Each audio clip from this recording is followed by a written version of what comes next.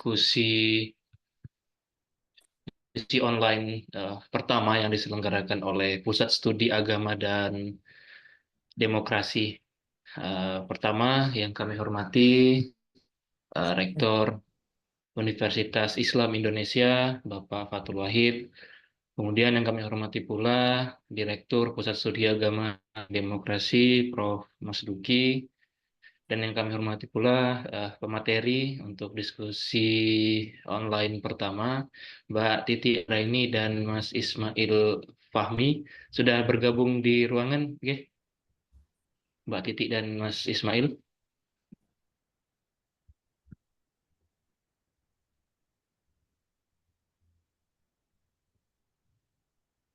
Oke.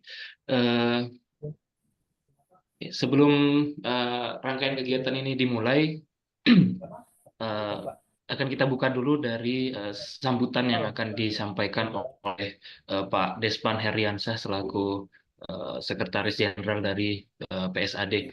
Pada Pak Despan, monggo waktu dan tempat kami persilahkan.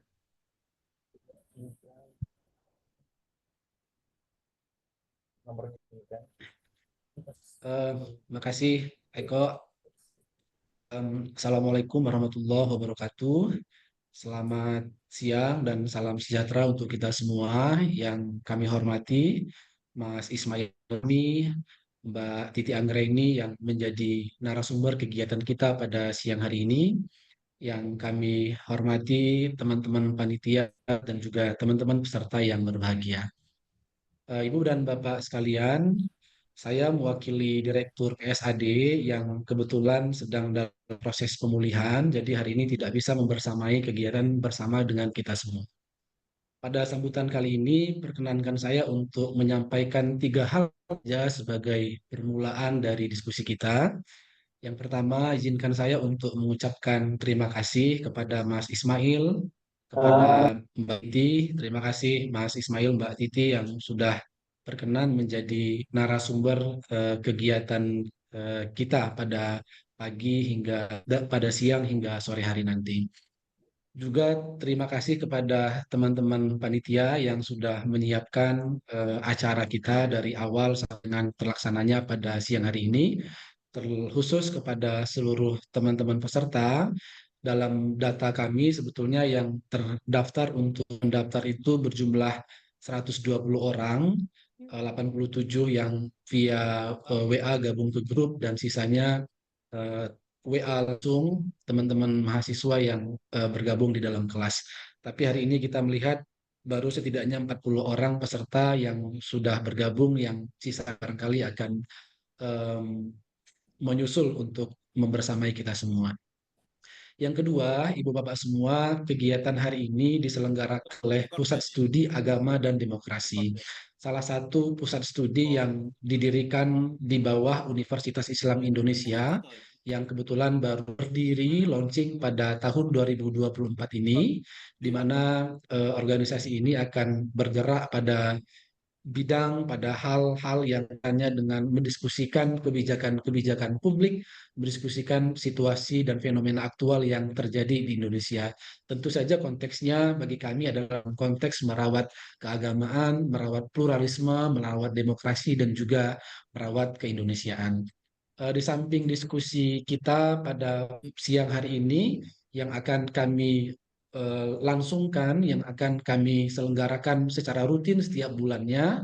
Oleh karena itu tentu kami harapkan agar teman-teman dan Bapak Ibu semua keep in touch untuk selalu mengikuti kegiatan-kegiatan ya dan memberikan kontribusi terhadap penyelenggaraan kegiatan. Selain ini ada agenda-agenda dan kegiatan-kegiatan lain yang akan diselenggarakan oleh Pusat Studi Agama dan Demokrasi ini. Ini semua, Ibu Bapak semua, sebagai bentuk kontribusi PSAD terhadap isu-isu kenegaraan, isu-isu demokrasi, isu-isu keagamaan yang terjadi aktual di Indonesia. Dan yang terakhir, Ibu Bapak semua, terkait dengan tema kita hari ini, tentu sebagaimana kita tahu dan pahami bersama, akun Fufu Fafa belakangan muncul dan langsung viral, setidaknya karena eh, 3 hal ya. Pertama, karena postingan-postingan yang muncul dari akun Fufufa itu bagi sebagian pihak ada yang kaitannya dengan pelecehan seksual, ada kaitannya dengan penghinaan, ada kaitannya dengan merugikan lembaga-lembaga negara, dan lain sebagainya. Oleh karena itu, dia menjadi langsung mendapatkan perhatian publik gitu semenjak pertama kali muncul. Yang kedua, Mas Ismail Fahmi dan teman-teman yang lain juga Troy Suryo yang terakhir ya, kita menunjukkan bahwa ada dugaan yang memiliki akun ini adalah calon wakil presiden terpilih yang kalau tidak ada halangan pada eh, bulan Oktober nanti akan dilantik menjadi wakil presiden. Oleh karena itu tentu dia menjadi perhatian publik, apalagi sebagian besar yang menjadi objek penghinaan, menjadi objek yang dibicarakan di dalam akun itu adalah kebetulan menjadi calon presiden terpilih yaitu Bapak Prabowo Subianto. Nah, itu akan menarik kalau kita lihat bagaimana dampak atau bagaimana implikasi dari cuitan-cuitan dari postingan akun itu. Tentu saja implikasi yang kami maksud adalah secara etik misalnya bagaimana korelasinya dengan penggunaan media sosial, literasi anak-anak muda yang kami harapkan akan disentuh, akan dilihat lebih jauh oleh Mas Ismail Fahmi. Lalu secara hukum apa yang akan terjadi gitu? Apakah mungkin ini akan berdampak ke keterpilihan, misalnya ke pelantikan Gibran pada pada Oktober bulan depan ya.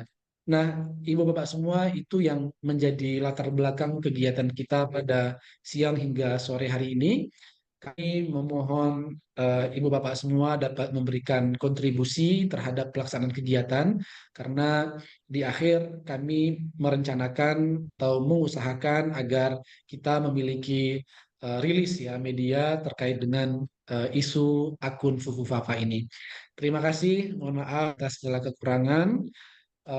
Sekali lagi saya ucapkan terima kasih Mas Ismail di tengah kesibukan menyempatkan diri untuk menjadi narasumber. Mbak Titi Anggraini juga terima kasih tadi izin agar menjadi narasumber kedua setelah Mas Ismail menyampaikan terlebih dahulu. Selamat berdiskusi Ibu Bapak semua dan teman-teman semua. Assalamualaikum warahmatullahi wabarakatuh. Selamat siang dan salam sejahtera.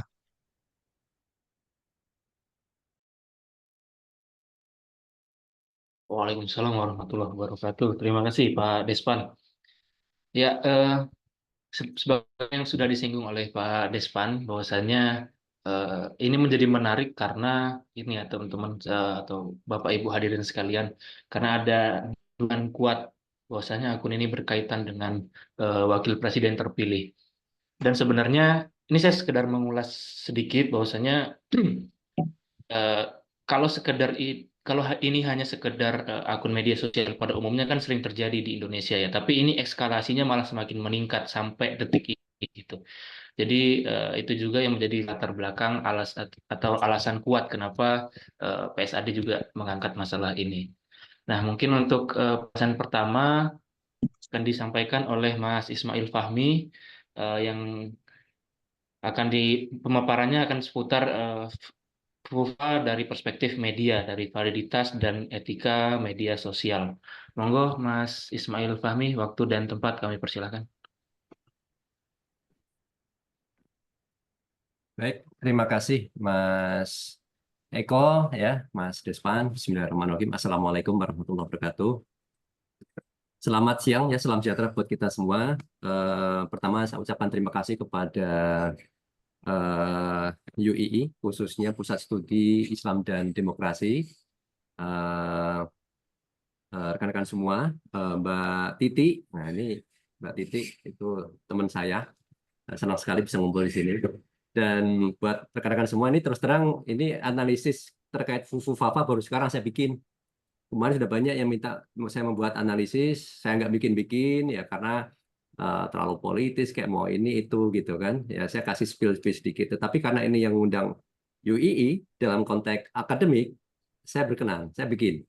Jadi ini analisis pertama dari Drone Emprit, nanti akan saya share. Habis ini akan saya share di media sosial juga. Bisa dipakai untuk publik untuk melihat lah gitu ya. Jadi ini analisis media sosial dan media online terkait dengan FUFAFA dalam perspektif akademis. Lebih enak kan melihatnya. Nah, kalau soal-soal yang nyerempet soal aktor, etika, dan lain-lain ini bagian Mbak Titi. Ya, itu yang nyerempet lebih berbahaya bagian Mbak Titi saja. Oke. Eh, baik, saya akan langsung ini ya, saya coba share screen saya. Oke, ini ya. Jadi ini FUFAFA dalam perspektif analisis media sosial dan media online ya. Oke, ini. Jadi ini ya, kita akan lihat ini pertama dari pendahuluan, kemudian bagaimana secara umum di media sosial dan media online, terus bagaimana analisis topik FUFAFA di setiap platform. Ya, kebetulan kita analisis dari Twitter, berita online, di TikTok, Facebook, Instagram, YouTube. Kalau selama ini sering Bapak Ibu mungkin melihat analisis Drone Emprit itu di berita online dan Twitter saja ya. Ini sebetulnya kita analisis juga bisa di banyak platform, cuma butuh waktu lama gitu. Karena harus satu persatu. Nah, itu kesempatan ini menarik. Saya pikir perlu untuk melihat isu ini dari berbagai macam platform. Bagaimana publik melihatnya? Apakah ada perbedaan narasi, pro kontranya, isunya kayak gitu. Seperti kita lihat waktu Pilpres misalnya, itu bisa berbeda banget ketika pas perdebatan, ketika perdebatan capres gitu, debat capres, ada satu menyerang yang satunya lagi, tampak di TV seperti agak menangis kayak gitu, di Twitter itu dihajar, tapi di TikTok beda sekali gitu kan, malah jadi orang simpati. Nah, bagaimana FUFAFA? Apakah seperti itu? Masih adakah semacam itu yang pro dan kontra gitu? Apakah kontra semua atau ada banyak yang pro juga kepada FUFAFA gitu? Ya, kita mau lihat seperti itu. Nah, sedikit tentang Drone Emprit ya, yang baru dengar barangkali. Ini kita pakai sistem itu di Kominfo sampai tahun lalu. Mudah-mudahan ini kita bisa terus bantu juga. Di Kempen pernah, Jawa Barat juga, di PP Muhammadiyah. Dan dulu di UII kita sampai akhir tahun 2023. Kita pakai untuk memberikan akses gratis kepada peneliti membuat publikasi. Jadi kalau dilihat di Google Scholar, cari aja Drone Emprit itu. Sekarang sudah ada sekitar 500-an lebih entry, yaitu kebanyakan hasil dari Drone Emprit akademik, itu kerjasama dari Drone Emprit dan UII ya. Nah, sekarang kita nggak bisa provide lagi karena datanya sudah nggak free lagi. Nah, selama Pilpres kemarin juga sama Drone Emprit membuat analisis, dan mulai tahun ini ada fitur yang bagus yaitu AI, penggunaan AI untuk secara otomatis dan cepat memahami narasinya. Nah, saya gunakan AI juga. Saya baru sempat tadi malam bikin analisis sekitar jam 11-an gitu, sampai jam 12. Tadi pas Mas Eko membuka, saya masih ngedit-ngedit sedikit, dibantu AI, dan ternyata sangat cepat. Nah, nanti kita lihat bagaimana AI membantu kita untuk menganalisis data yang sangat besar. Oke, kita mulai dari sini ya, dari latar belakang. Kita tadi sudah sampaikan ya sama Mas Despan, kenapa percakapan atau diskusi ini diadakan, karena ada akun Kaskus yang bernama FUFAFA, diduga milik Gibran ya, wakil presiden terpilih Indonesia. Jadi udah bukan calon wakil presiden ya, udah wakil presiden terpilih, sudah wakil presiden terpilih, tinggal diresmikan saja kan, diangkat. Ini menjadi topik yang ramai di media sosial, ada pro kontra tuduhannya. Ya memang betul tadi, ini terutama yang menjadi concern itu adalah soal penghinaan terhadap tokoh politik dan ada pelecehan seksual gitu. Dan banyaknya interaksi di platform media sosial itu luar biasa, menunjukkan isu ini sangat signifikan ini. Sangat signifikan. Bagaimana terhadap reputasi siapa? Mungkin Gibran tentunya ini. Nah, sekarang kita lihat, saya punya data dari 28 Agustus. Pertama itu muncul itu di data saya itu tanggal 29 Agustus 2024 FUFAFA ini. Ya. Nah, ini kalau dilihat latar belakang ini dijelaskan pakai AI juga. Saya kasih data panjang, saya nggak punya waktu banyak untuk ngetik. Saya kasihkan bagaimana AI, tapi AI-nya agak berbeda. Ada ChatGPT, kalau kita gunakan ChatGPT kan dia ngambil data umum di luar ya, yang sifatnya bisa halusinasi. Kalau yang ini enggak, saya minta ChatGPT yang kita pakai itu kita tempel di Drone Emprit sehingga dia hanya menggunakan data yang kita miliki. Dia tidak berhalusinasi. Nah, mengapa saya sampaikan juga penggunaan ChatGPT? Karena ini penting untuk akademisi, mahasiswa, dosen itu menggunakan ChatGPT di masa depan. Sekarang pun juga mungkin pakai ya. untuk pekerjaan dan lain-lain. Karena saya tuh percaya kita bukan digantikan oleh AI, tapi kita digantikan sama orang yang menggunakan AI nanti. Nah, bagaimana isu ini muncul? Ya, kita lihat dari urutan ceritanya itu, ya. Ada penemuan jejak digital ya yang berisi hinaan kepada Prabowo Subianto. Itu waktu itu kan rival politik Gibran saat itu, tapi sekarang kan malah sekarang kan jadi partneran. Makanya ini menjadi kayak epic banget gitu bagi publik secara umum. Terus reaksi netizen yang sangat cepat ya dengan tagar Fufu Fafa adalah Gibran itu menjadi trending. Media mainstream meliput ini sangat intensif. Jadi bukan hanya di media sosial, ini jadi makanan media mainstream, baik itu media online, cetak, dan televisi. Akibatnya apa? Bukan hanya di percakapan publik, tapi eksposurnya itu udah tinggi sekali. Di dalam survei Mas Burhanuddin Muhtadi, pas Pilpres kemarin, publik itu mendapat informasi terkait dengan sosial politik nomor 1 itu dari televisi. Kedua baru media sosial dan lain-lain gitu. Kenapa? Karena kalau kita di daerah-daerah, Fufafa katakan ramainya awal di Twitter, mereka nggak banyak pakai Twitter. Twitter hanya 20 juta. Begitu masuk di TikTok, itu barulah potensi untuk sampai 100 juta. Tapi televisi, warung-warung Madura istilahnya, ya, buka 25 jam, itu juga buka TV gitu kan, nyala terus. Jadi paling secara pasif pun mereka mendapat informasi ini. Nah, ini yang terjadi ya. Terus kemudian yang menjadi menarik ketika Gibran memberikan respon yang menghindar, artinya tanya yang punya akun, ini malah timbul apa makin ramai lagi gitu dan seterusnya. Ya, ini ya kejadiannya. Nah, dari data kalau kita lihat benar nggak dibilang Mas Despan tadi bahwa sampai sekarang masih ramai itu. Ini biasanya kalau ada isu itu sebentar ya, seminggu 2 minggu itu selesai itu pengalaman saya ini. Tapi ini dari 29 Agustus 30 31 udah naik tinggi, terus kemudian naik lagi tinggi sekali itu di seminggu terakhir kemarin, dan sekarang itu masih tinggi. Jadi kalau dilihat ini totalnya masih berapa? 5 ribuan ini di Twitter saja, ini masih sangat tinggi. Jadi artinya memang isu ini nggak kelar-kelar ini. Hari ini juga masih tinggi juga. Gitu. Kita kumpulkan data, paling banyak terkumpul itu dari Twitter, dari Facebook, YouTube, Instagram, TikTok. Ini jumlah post yang berhasil kita kumpulkan. Ya. Bukan berarti totalnya hanya segini, enggak. Tapi karena keterbatasan sistem, mereka nggak nyediain kemudian dapetin data, sehingga yang dapatnya seperti ini. Dan bedanya di sini, kalau Twitter itu sifatnya kita post, kita replay, retweet, itu dianggap sebagai cuitan juga. Sementara kalau Facebook kita ada postingan, misalnya 308 postingan, masing-masing itu mungkin ada komentar berapa itu misalnya. Komentarnya mungkin ada sampai 100 atau mungkin 50, tidak dimasukkan dalam hitungan ini. Sehingga jumlah post Facebook jelas lebih sedikit. Tapi kalau ditambahkan dengan jumlah komentar, ini bisa jadi mirip itu dengan total Twitter gitu. YouTube juga sama, komentar nggak kita ambil semua, Instagram juga nggak semuanya, TikTok juga nggak semua. Padahal komentarnya banyak sekali.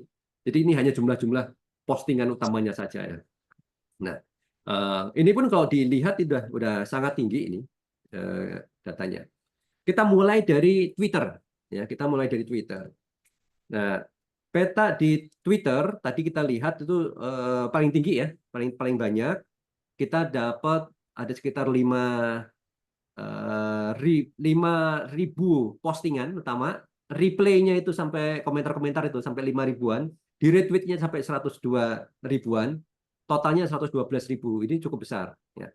Dan satu pertanyaan kita adalah, apakah benar yang dibilang kemarin kan ada ya dari Karni Ilyas kan bilang sulit mencari orang yang mau jadi narasumber untuk membela Pak Jokowi ya kalau nggak salah ya. Jadi sulit sekali, dibilang kan waktu itu bilang gitu.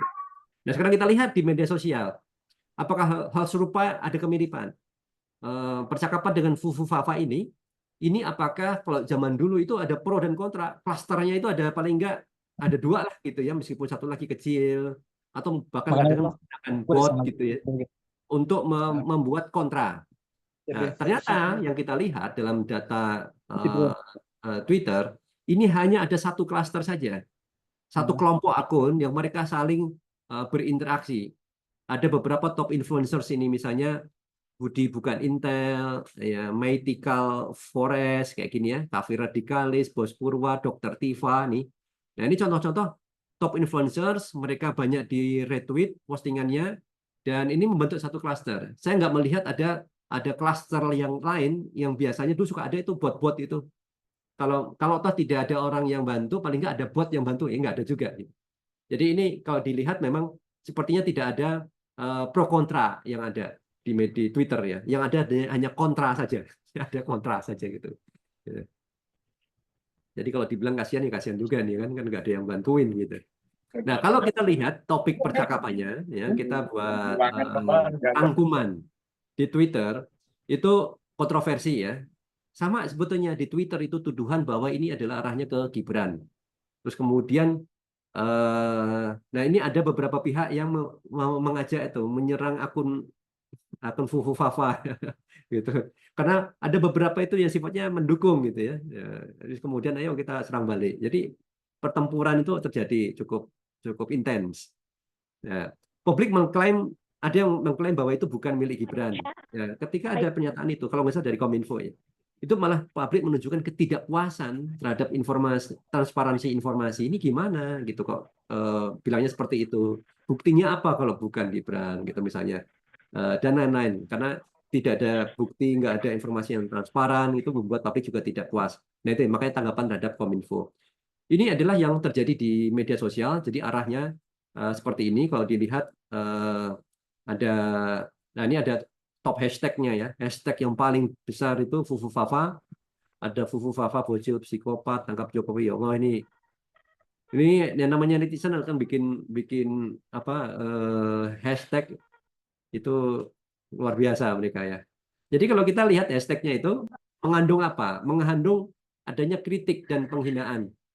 Hashtag utama Fufafa dan ini juga itu ini menunjukkan adanya kritik keras ya penghinaan yang ditujukan kepada individu tertentu. Jadi netizen itu menyerang dan bahkan mungkin juga ikut menghina Jokowi dan juga Gibran dalam konteks ini ya. Terus hubungan politik. Nah, ada Gibran, ada Prabowo. Nah, itu netizen melihat ada hubungan politik ya, ada spekulasi yang apa yang akan terjadi nanti bulan Oktober dan seterusnya. Atau bagaimana spekulasi terhadap apa yang terjadi sekarang ini ya di antara mereka. Peran media itu sangat besar, jejak digital, Tempo Metro ini sebagai contoh bahwa yang turut mengamplifikasi itu ada media, ya, media-media digital terutama, karena mereka meng-share lagi, kemudian muncul di hashtag mereka itu muncul di postingan. Nah ternyata ini nggak sendirian isu ini. Isu ini akan berkembang ke yang lain, ya, karena itu ada keterlibatan dengan percakapan itu apa itu namanya dengan tokoh lain, misalnya Anies terkait dengan judul kayak gitu. Ya. Nah, bagaimana emosi terkait dengan Fufu Fafa ini di Twitter kita bagi emosinya ya terkait apakah apa itu happy, joy gitu, percaya, takut atau yang lain-lain. Jadi ada emosi yang paling dominan yaitu emosi anger, kemarahan. Ya, emosi anger ini cukup tinggi dan kedua adalah emosi surprise. Emosi anger itu penghinaan terhadap partai dan tokoh politik. Jadi maksudnya apa? Netizen ini menunjukkan kekesalan dia karena ada akun ini secara terang-terangan misalnya menghina PKS dan jumlah tokoh gitu ya. Kemudian ada dugaan penyalahgunaan fasilitas negara, frustasi terhadap nepotisme, penggunaan jabatan dan lain-lain gitu. Nah ini yang disampaikan oleh netizen. Fasilitas negara misalnya mereka melihat adanya kementerian ya, yang dipakai untuk membuat klarifikasi isu ini misalnya gitu. Ya. Yang kedua ada surprise. Surprise itu ada netizen yang terkejut dalam tanda kutip. Ya, ada pernyataan bahwa Fufafa ini bukan dimiliki oleh seseorang. Ya, padahal kalau netizen melihat bukti-bukti yang lain mengarah ke sana misalnya gini. Ini menunjukkan ke apa surprise dalam tanda kutip gitu ya. Terus kemudian terkejut juga ada temuan-temuan bagaimana adanya kayak penghinaan ya apa yang dilakukan oleh akun Fufafa yang dulu terkait tokoh yang lain misalnya terhadap Prabowo atau mungkin terhadap artis wanita kayak gitu ya. Kemudian dan itu ketika itu di-share lagi jadi viral. Saat itu mungkin belum viral gitu. Oke. Nah, kemudian kalau kemudian kita lihat lagi ya, terus analisis botnya ya.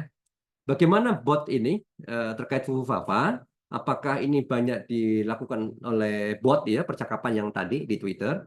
Ini tidak ada sekitar 47.000 ya aktif author. Ya, 47.000 aktif author yang ada di mana di Twitter. Sekitar 15.000 berhasil kita identifikasi sebelumnya apakah dia bot atau bukan ya. Dan kalau kita lihat di situ ternyata dia eh, nah, ini ada yang mengganggu ya. Ketika kita lihat dari situ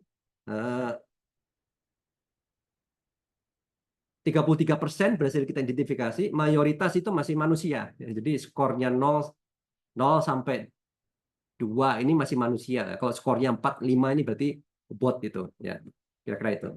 Nah, kemudian kita lihat lagi dari data berikutnya. Ya.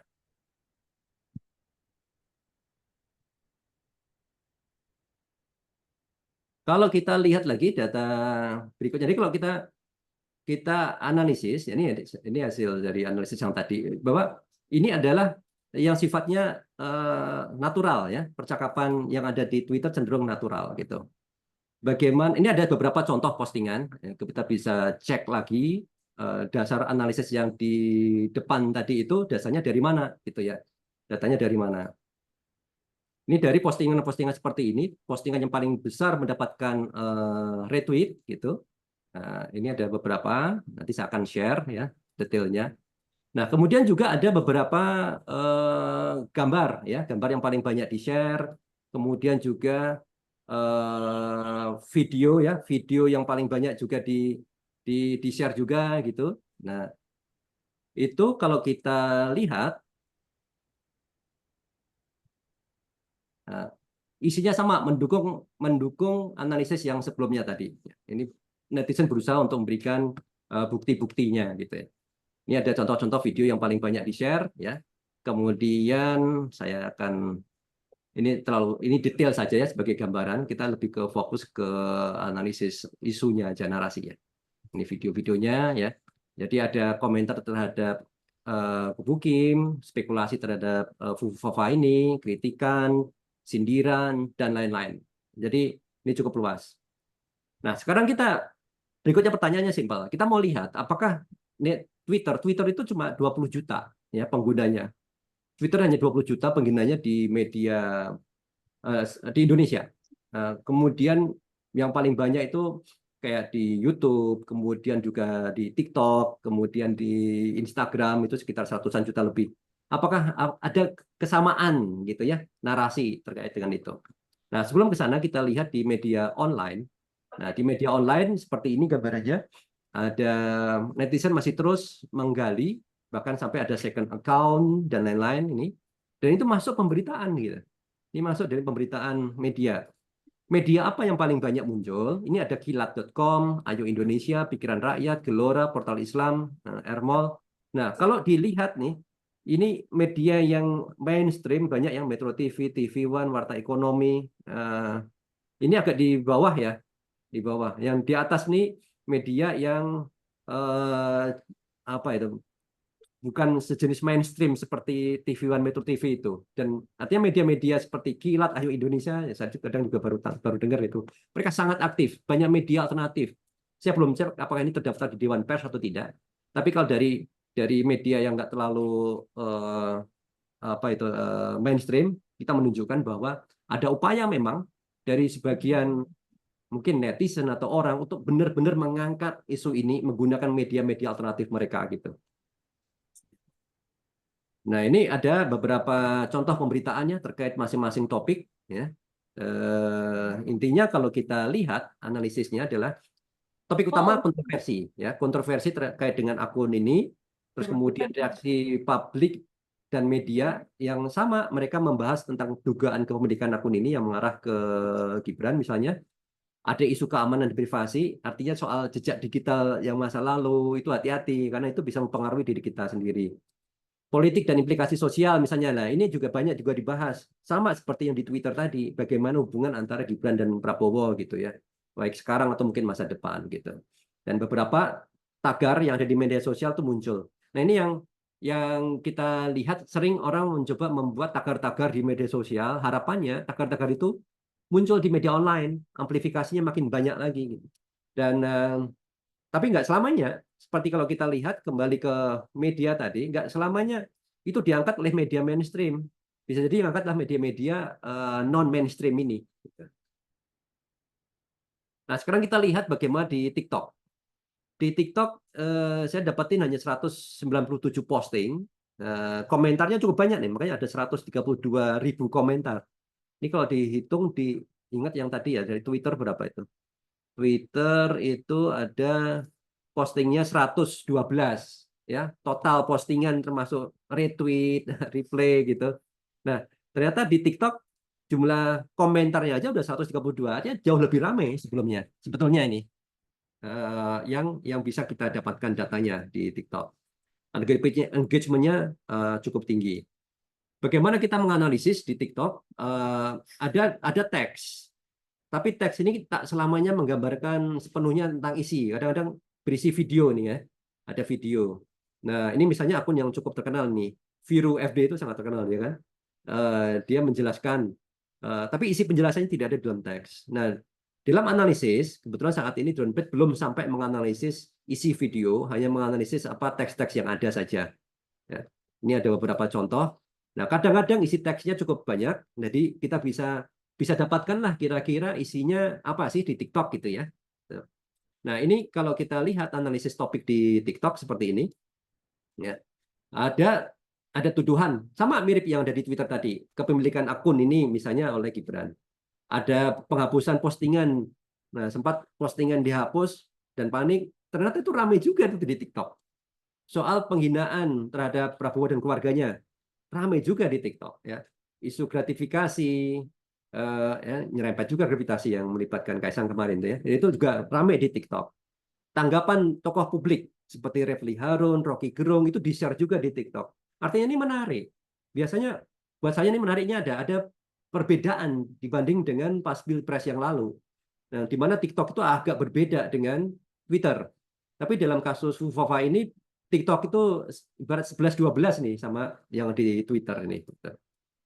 Nah, bagaimana dengan di YouTube? Nah, kalau kita lihat di YouTube seperti ini, ada 2.000-an postingan, total komentar 140.000, jadi jauh lebih banyak daripada Twitter tadi ya. Jumlah view-nya lebih banyak lagi. Ya, jadi YouTube ini adalah media sosial yang paling banyak penggunanya di Indonesia. Ya, dibanding yang lain YouTube masih paling banyak nih. Dan ternyata besar juga diskusi yang terjadi di sana. Beberapa kanal yang paling tinggi engagement-nya itu ada Refly Harun, Tribun, Rocky Gerung, Deddy Corbuzier, dan TV 2045. Ini cukup tinggi ya.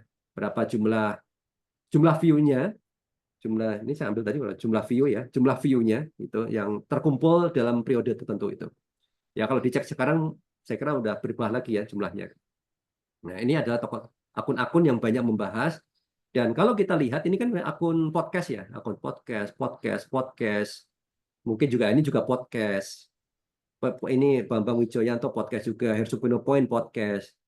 Kemudian kalau kita lihat Seaword TV, ini TV yang podcast juga ya kayaknya ya. Yo TV, Tribun Jogja, Tribun Medan. Jadi banyak di apa itu didominasi oleh akun podcast. Jadi ini sesuatu yang menarik.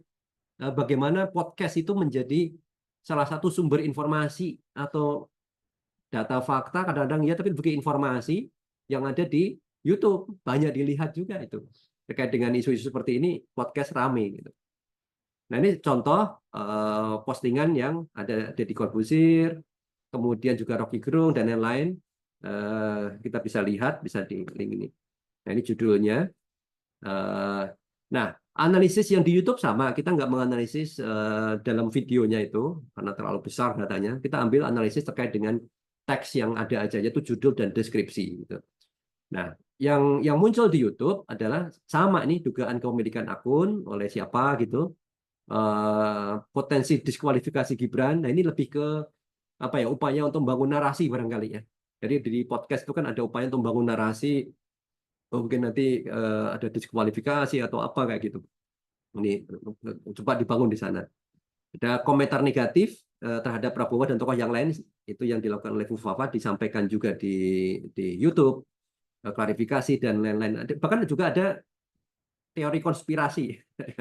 Ada teori konspirasi tertentu yang ada di ya, YouTube.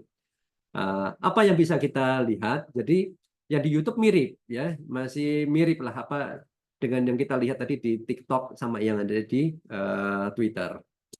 Nah, sekarang bagaimana dengan Instagram?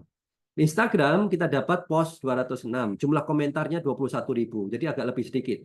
Ya, lebih sedikit. Jadi ini data yang kita kumpulin ya. Ini mungkin bisa lebih banyak ya, tapi yang kita terkumpul seperti ini datanya yang dari Instagram.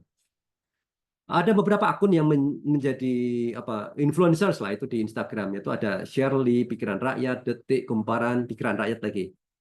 Pikiran Rakyat ada 2 ya. Pikiran Rakyat mana gitu ya. Nah, apa yang menarik dari sini? Coba kita lihat. Shirley ini influencers individual, Pikiran Rakyat itu media, Detik media, ini media, DJ Doni user, Kompas itu media juga, Asumsi itu media, Liputan 6 ini. Nah, ini berbeda. Instagram kan berbeda dengan yang di YouTube tadi ya. YouTube itu banyak podcast.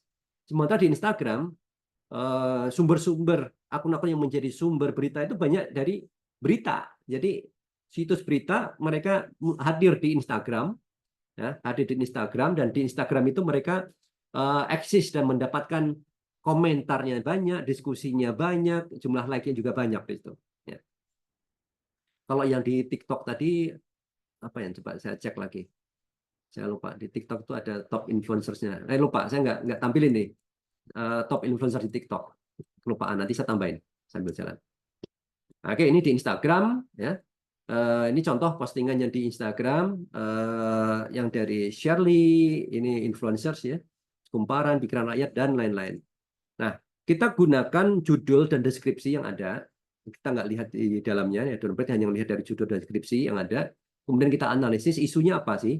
Kita mau lihat di Instagram apakah sejalan dengan yang di Twitter tadi. Nah, sama ini dugaan kepemilikan, kontroversi dan pengaruhnya terhadap politik. Nah, ini soal apa? Isunya soal Gibran dilengsarkan atau apa kayak gitu. Komentar negatif ya dari Fufafa kepada tokoh yang lain, misalnya kepada Prabowo dan SBY, respon beberapa pihak yang lain, responnya publik. Jadi ada kesamaan ya, kesamaan bagaimana isu ini dipandang itu di Instagram dibicarakan. Nah, ini yang terakhir di Facebook. Bagaimana kita lihat di Facebook, jumlah postnya ini jumlah komentar kok lebih sedikit ya. Jadi banyak postingan yang nggak dapat komentar ini ya. Gitu.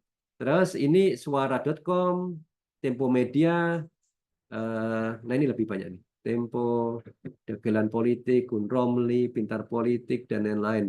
Kata data inilah. Jadi sebetulnya cukup banyak ya situs-situs media yang mereka nge-share lagi dan kemudian menimbulkan percakapan. Komentarnya ada banyak nih, dari datanya nggak cukup besar. Nah, ini contoh postingan yang ada di Facebook, bagaimana mereka mengungkapkan, kadang hampir sama, copy paste apa yang ada di medianya, di copy paste aja ditaruh di Facebook. Nah, dari situ kita bisa analisis juga, sama topik yang dibahas tentang identitas dan pemilik akunnya nih siapa, kontroversinya, terus kemudian jejak digital, ya. Jejak digital itu tadi kalau kita ingat itu banyak dibahas di media online, sama dengan di Facebook, karena di Facebook juga banyak media online yang berpengaruh gitu, dipindahin aja ke sini. Jadi data isunya pun juga mirip ya dengan sumber data media online tadi gitu.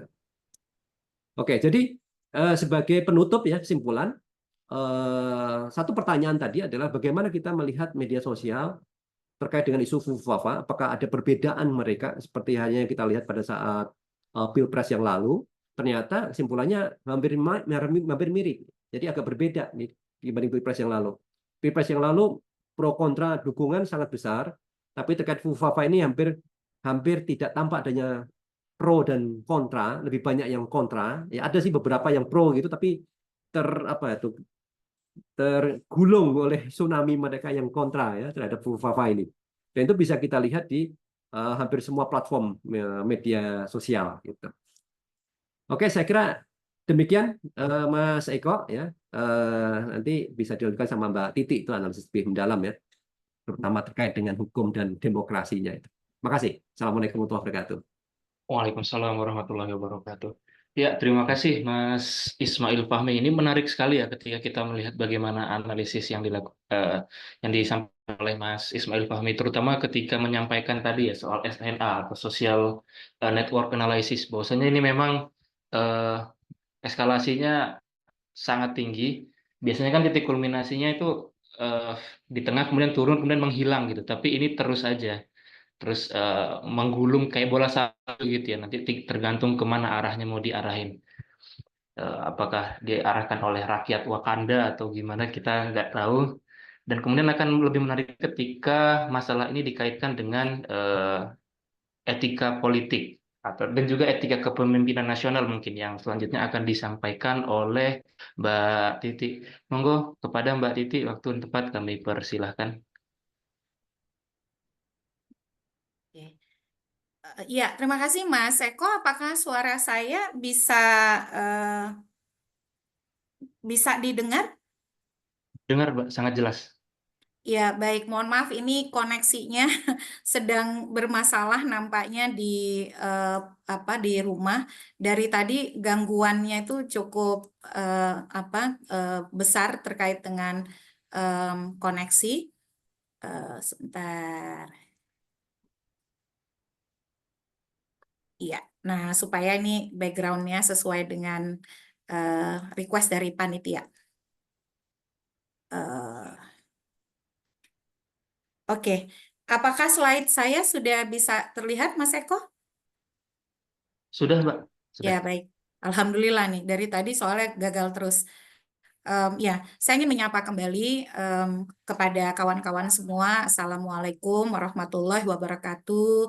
Selamat siang, menjelang sore, salam sehat buat kita semua. Terima kasih kepada teman-teman dari Pusat Studi Agama dan Demokrasi Universitas Islam Indonesia yang sudah mengundang untuk mengajak berdiskusi pada siang ini. Tadi luar biasa ya pemaparan dari Mas Ismail Fahmi. Saya kira saya akan mengambil sedikit saja bagian dari apa yang menjadi bahan diskusi kita. Yang pertama tentu saja fenomena Fufu Fafa ini harus dilihat secara lebih holistik. Saya ingin melihatnya dalam konteks demokrasi ya. Karena nanti saya akan hubungkan apakah itu sekedar kenakalan milenial ataukah ada problem demokrasi kita yang mengharuskan kita berefleksi secara serius dan merevitalisasi lagi cara-cara kita dalam berdemokrasi. Jadi demokrasi itu kan mestinya bukan sekedar ada pemilu, ada partai politik, ada kandidat, lalu kandidat yang populer menang begitu ya, tidak. Tetapi bagaimana orang-orang yang terlibat di dalam proses demokrasi melalui pemilu, melalui partai politik, tata kelola pemerintahan dan bernegara, juga memahami demokrasi itu sebagai sebuah sistem nilai yang menyeluruh. Nah, makanya kemudian kalau kita lihat, saya menyadur atau menyitir dari konsep Global State of Democracy dari International IDEA, Institute for Democracy and Electoral Assistance. Demokrasi itu bukan hanya butuh dalam pengambilan keputusan yang melibatkan rakyat begitu, tapi dia juga butuh representasi, butuh pemenuhan hak-hak warga negara, membutuhkan rule of law dan membutuhkan partisipasi. Nah, di dalam representasi itu yang diperlukan adalah pemilu yang kredibel begitu. Pemilu yang melahirkan kompetisi yang sehat, bukan kompetisi yang dikooptasi oleh kekuatan uang atau kekuatan keluarga, apalagi Termasuk Irwano karyanya. ya, apalagi kemudian dibajak oleh segelintir elit begitu. Partai politiknya juga demikian, free political parties. Makanya supaya partai politiknya bebas, kaderisasinya harus jalan, aturannya juga harus inklusif. Dengan demikian partai yang parlemen yang efektif bisa kita wujudkan. Dan termasuk dalam konteks hak ya, ada civil liberties yang membutuhkan freedom of association and assembly, kebebasan untuk berserikat dan berkumpul, kebebasan untuk bergerak, kebebasan pers, kebebasan untuk beragama, dan kebebasan berekspresi, berpendapat, berpikir begitu. Nah, lalu kita juga butuh rule of law, di mana pengadilannya mesti independen, terbebas dari korupsi, dan seterusnya. Dan yang terakhir, partisipasi, bukan hanya partisipasi elektoral, tapi juga civil society diberi ruang, dan civic engagement, pelibatan warga negara untuk ambil peran sebagai bagian dari civil society ataupun dalam tata kelola pemerintahan. Jadi mestinya siapapun kita diharapkan, karena kita menganut sistem pemerintahan yang demokratis, orang yang terlibat dalam proses politik, kita sebagai warga, mahasiswa, akademisi, mestinya paham demokrasi ini sebagai sebuah sistem nilai. Sistem nilai yang supaya dia tidak tergelincir, dia dijaga oleh supremasi hukum atau sistem hukum. Jadi jangan ujuk-ujuk masuk politik as it is gitu ya. Tetapi pahami dulu dong, dalam politik itu ada elemen-elemen yang menjadi bagian dari demokrasi yang dia juga harus paham. Bukan berarti ketika ada freedom of expression, kebebasan berekspresi, maka itu bisa menjadi saluran tanpa nilai begitu ya. Karena kenapa? Karena di dalam demokrasi kebebasan itu juga dalam bingkai bagaimana kita menghormati hak orang lain, dan misalnya dalam konteks political equality, ada gender equality di situ. Perempuan itu bukan sekedar aksesoris gitu ya, apalagi kita tidak menghendaki dalam negara demokrasi ada orang-orang ataupun pejabat pemerintahan yang misoginis, yang seksis, yang sekedar menempatkan perempuan itu sebagai objek. Makanya bercandaannya tidak lepas dari seputar alat vital perempuan ataupun tubuh perempuan. Nah, itu yang harusnya betul-betul menjadi refleksi kita. Makanya saya mengawali dengan ini begitu ya. Sebelum kemudian membahas soal akun Fufu Fafa. Jadi demokrasi itu bukan kendaraan untuk sekedar melakukan pergiliran kekuasaan di antara sekelompok orang, tetapi dia memerlukan konsistensi kita dalam menegakkan nilai-nilai. Nah, mestinya orang yang masuk ke arena itu paham betul soal ini, termasuk juga partai politik. Nah, yang berikut adalah bahayanya demokrasi dengan pemilu yang tidak kredibel. Jadi ini adalah rilis laporan terbaru dari International IDEA yang di dalamnya yang baru dirilis ya tahun 2024, rilisnya itu baru 2 hari yang lalu, baru kemarin lah. Judulnya Strengthening the Legitimacy of Election in a Time of Radical Uncertainty. Nah, salah satu temuan yang menarik dari International IDEA dalam studi Global State of Democracy Index mereka, ternyata angka pengguna hak pilih itu kalau dalam fenomena global tuh makin menurun begitu. Tetapi di saat yang sama, persentase pemilu yang diikuti oleh kerusuhan, kekacauan, dan protes itu makin banyak. Jadi itu dikontribusikan oleh ketidakpercayaan pada proses pemilu yang kredibel, pada proses pemilu yang memang dihadirkan melalui prinsip-prinsip bebas, adil, demokratis gitu, dan kompetisi yang sehat. Dan ternyata election follow by riots and protest ini itu akan terus mengikut sampai pemerintahan yang dianggap terbentuk melalui pemilu yang kurang kredibel itu menjalankan kepemimpinannya. Dia akan selalu dirongrong dengan proses-proses sebelumnya. Nah, bagaimana kalau kemudian ada yang terlibat di dalamnya dan itu menjadi bagian dari proses pemilu yang kontroversial tadi? Nah, itu akan saya bahas sedikit. Tadi sudah banyak dijelaskan oleh Mas Ismail Fahmi. Saya bukan ahli teknologi digital, saya mengajar hukum pemilu, makanya saya mau lihat dari perspektif itu. Fufu Fafa itu tuna digital, tuna etika atau apa gitu ya? Nah, saya cuman scrolling saja dari media sosial yang saya baca soal akun Fufu Fafa dan apa yang dia posting ya di Kaskus dan lain sebagainya. Saya pengguna media sosial walaupun saya tidak main Kaskus gitu ya. Saya cukup aktif karena saya percaya media digital, media sosial itu instrumen aktivisme digital yang bisa berkontribusi bagi upaya mewujudkan tadi pemilu sebagai sistem nilai. Jadi mestinya media sosial itu menjadi instrumen demokratisasi, kan harusnya begitu ya. Tetapi ketika membaca misalnya postingan bagaimana merespon orientasi seksual, bagaimana merespon kondisi perkawinan, bagaimana merespon tubuh perempuan, dan merespon kontestasi pemilu, wah itu luar biasa ya. Sehingga kalau saya boleh refleksikan, apa yang diposting di dalam screenshot atau potongan-potongan gambar itu merefleksikan literasi digital yang sangat buruk atau yang disebut dengan tuna digital. Orang bisa punya banyak akun, tapi bukan berarti dia melek atau terliterasi dengan baik secara digital. Yang kedua, jelas-jelas tuna politik. Kalau paham soal praktik politik dan juga bahwa dalam berpolitik itu kan selalu dikatakan ya tidak ada lawan yang abadi, yang ada itu adalah kepentingan abadi. Walaupun ya saya juga tidak setuju. Tapi situasi dan dinamika kompetisi itu bisa berubah begitu. Dulu kawan bisa jadi lawan, sekarang lawan bisa jadi kawan ke depan berikutnya. Oleh karena itu kebencian politik itu tidak punya tempat, apalagi bagi para politisi. Makanya bisa dikatakan akun Fufu Fafa ini literasi politiknya sangat jelek, sangat buruk, sangat tidak mumpuni gitu ya. Lalu yang ketiga adalah jelas tuna etika. Bagaimana kemudian cara dia memperlakukan martabat seorang manusia begitu, terutama perempuan itu buruk sekali. Dan termasuk juga soal etika memperlakukan atau merespon orientasi seksual seseorang gitu ya.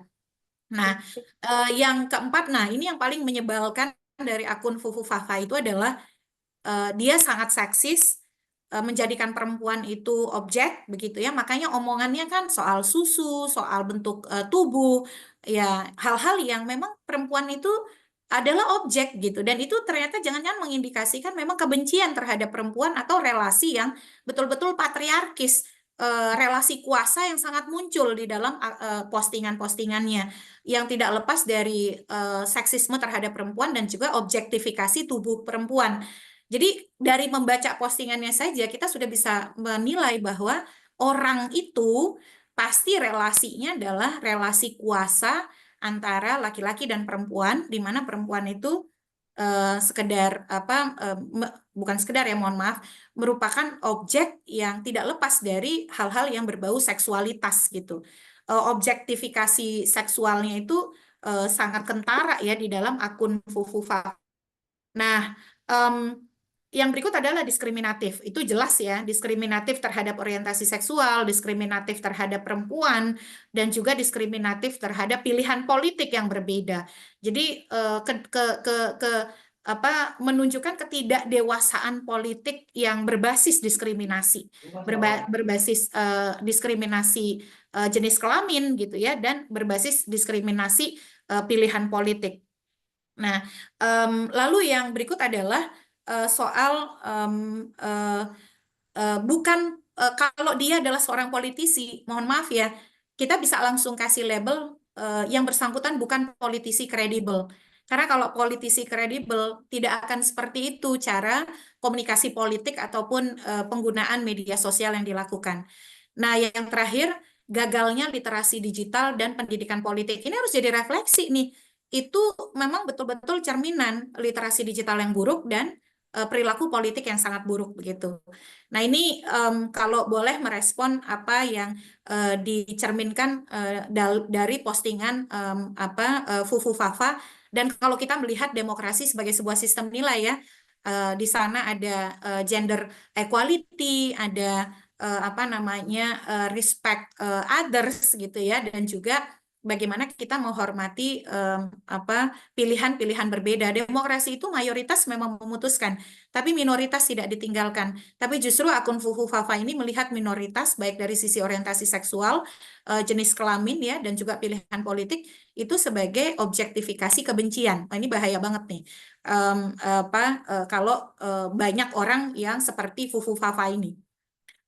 Yang berikut adalah, kalau dia misalnya, kita kan tidak tahu ya, karena tidak terbuka dan terungkap gitu. Tetapi dalam pusaran sistem presidensial kita, konstitusi kita itu menempatkan siapapun yang menjadi presiden dan atau wakil presiden sebagai figur yang memang menjadi teladan dari sisi etika, dari sisi politik, dari sisi hukum. Makanya kan disebutkan ya di dalam Undang-Undang Dasar kita ya, bahkan seorang presiden itu bisa diberhentikan dan wakil presiden kalau dia melakukan perbuatan tercela. Nah, meskipun perbuatan tercela itu kalau Undang-Undang Pemilu kita menyebutkan tidak pernah melakukan perbuatan tercela adalah tidak pernah melakukan perbuatan yang bertentangan dengan norma agama, norma susila, dan norma adat ya. Tapi saya kira tadi ya melakukan objektifikasi perempuan dan lain sebagainya itu kan sangat tercela ya. Kita berharap para politisi kita atau kemudian orang-orang yang terlibat di dalam proses kontestasi itu paham betul soal posisi mereka sebagai teladan etika, teladan hukum, teladan politik, dan juga teladan di dalam berdemokrasi itu. Nah, lalu terakhir apa? Kebetulan saya bukan orang yang sedikit-sedikit laporkan, sedikit-sedikit pidanakan begitu ya. Bagaimanapun ya dalam konteks ini kita tahu bahwa apa yang diposting Fufu Fafa itu sangat tidak etis, sangat tidak bermoral begitu ya, dan sangat tidak mencerminkan nilai-nilai berdemokrasi. Lalu apa yang bisa dilakukan? Ya kalau menggunakan pendekatan hukum ansih, ya ada undang-undang ITE yang bisa diproses terhadap pemilik akun, terutama dari orang-orang yang menjadi objek kebencian ya atau objektifikasi seksual. Kan ada tuh disebut ya beberapa artis yang kita baca, misalnya ada Syahrini. Kebetulan saya ini idola menyukai Syahrini ya. Salah satu artis yang saya suka Syahrini.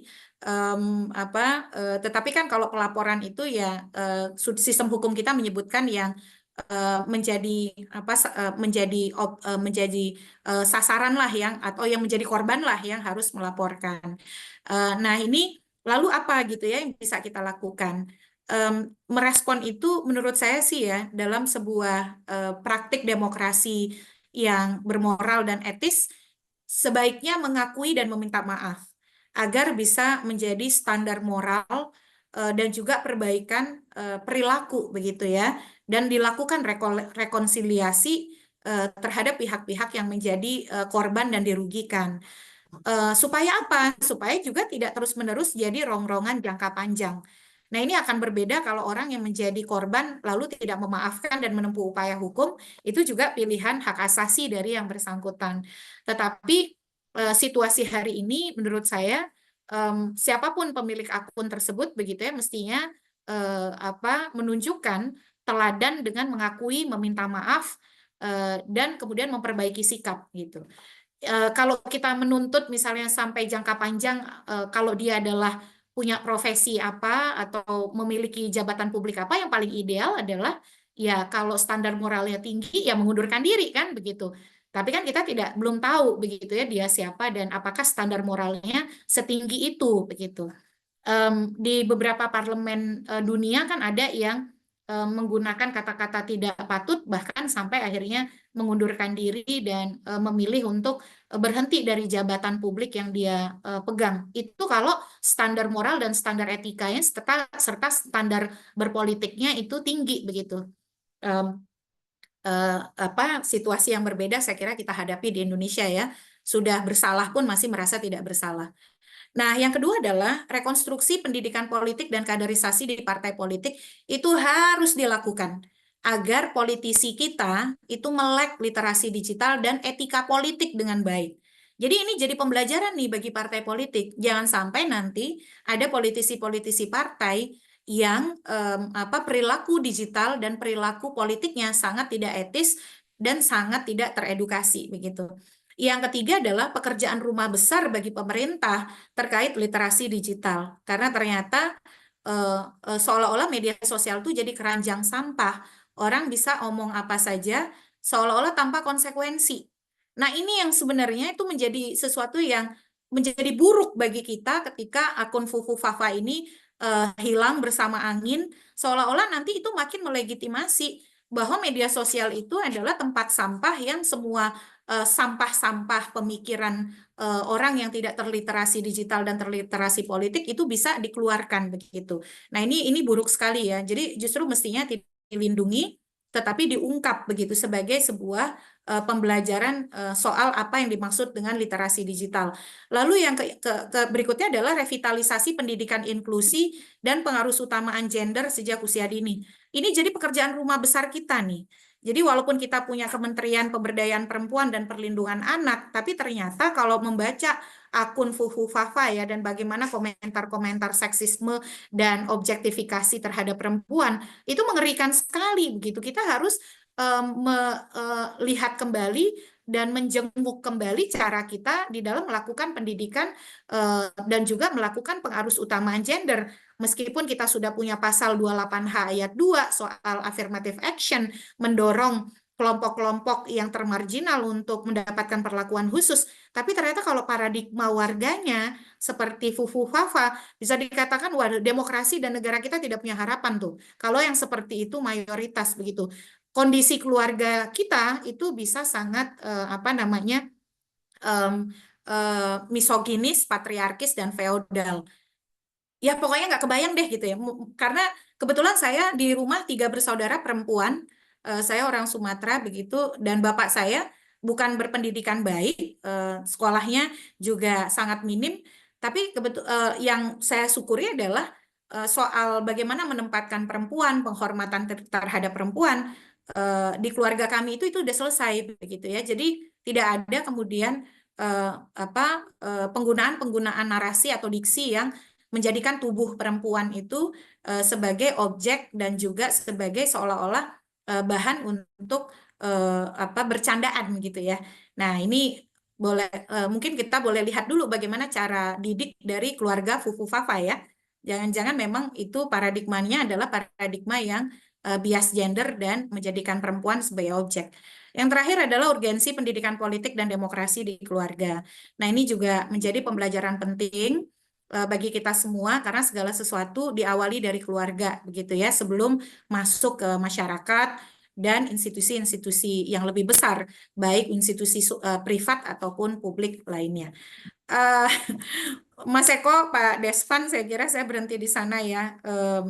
Mohon maaf saya tidak bicara implikasi hukum karena memang ruang itu kalau korban mau ambil ya menjadi haknya begitu ya yang merasa sebagai korban karena sudah diobjektifikasi secara seksual ataupun melalui hal-hal yang merendahkan martabat dan diri seseorang. Terima kasih. Wassalamualaikum warahmatullahi wabarakatuh. Waalaikumsalam warahmatullahi wabarakatuh. Terima kasih Mbak Titi, menarik sekali kalau kita lihat ini dari perspektif demokrasi serta ada etika bermedia sosial gitu ya. Demokrasi itu menyediakan kebebasan, tapi justru corong yang nggak ada filter nilai gitu ya mungkin bahasa ini. Jadi sebaiknya ini diungkap gitu. Ya media sosial kita betul-betul bersih dari sebut aja tadi seksisme dan misogini serta tindakan atau ucapan yang diskriminatif begitu. Oke, selanjutnya kita masuk ke rangkaian acara berikutnya yaitu sesi tanya jawab. Ini akan dibuka sesi pertama dulu yakni untuk 3 penanya. Monggo kepada para peserta dipersilahkan untuk raise hand jika ingin bertanya.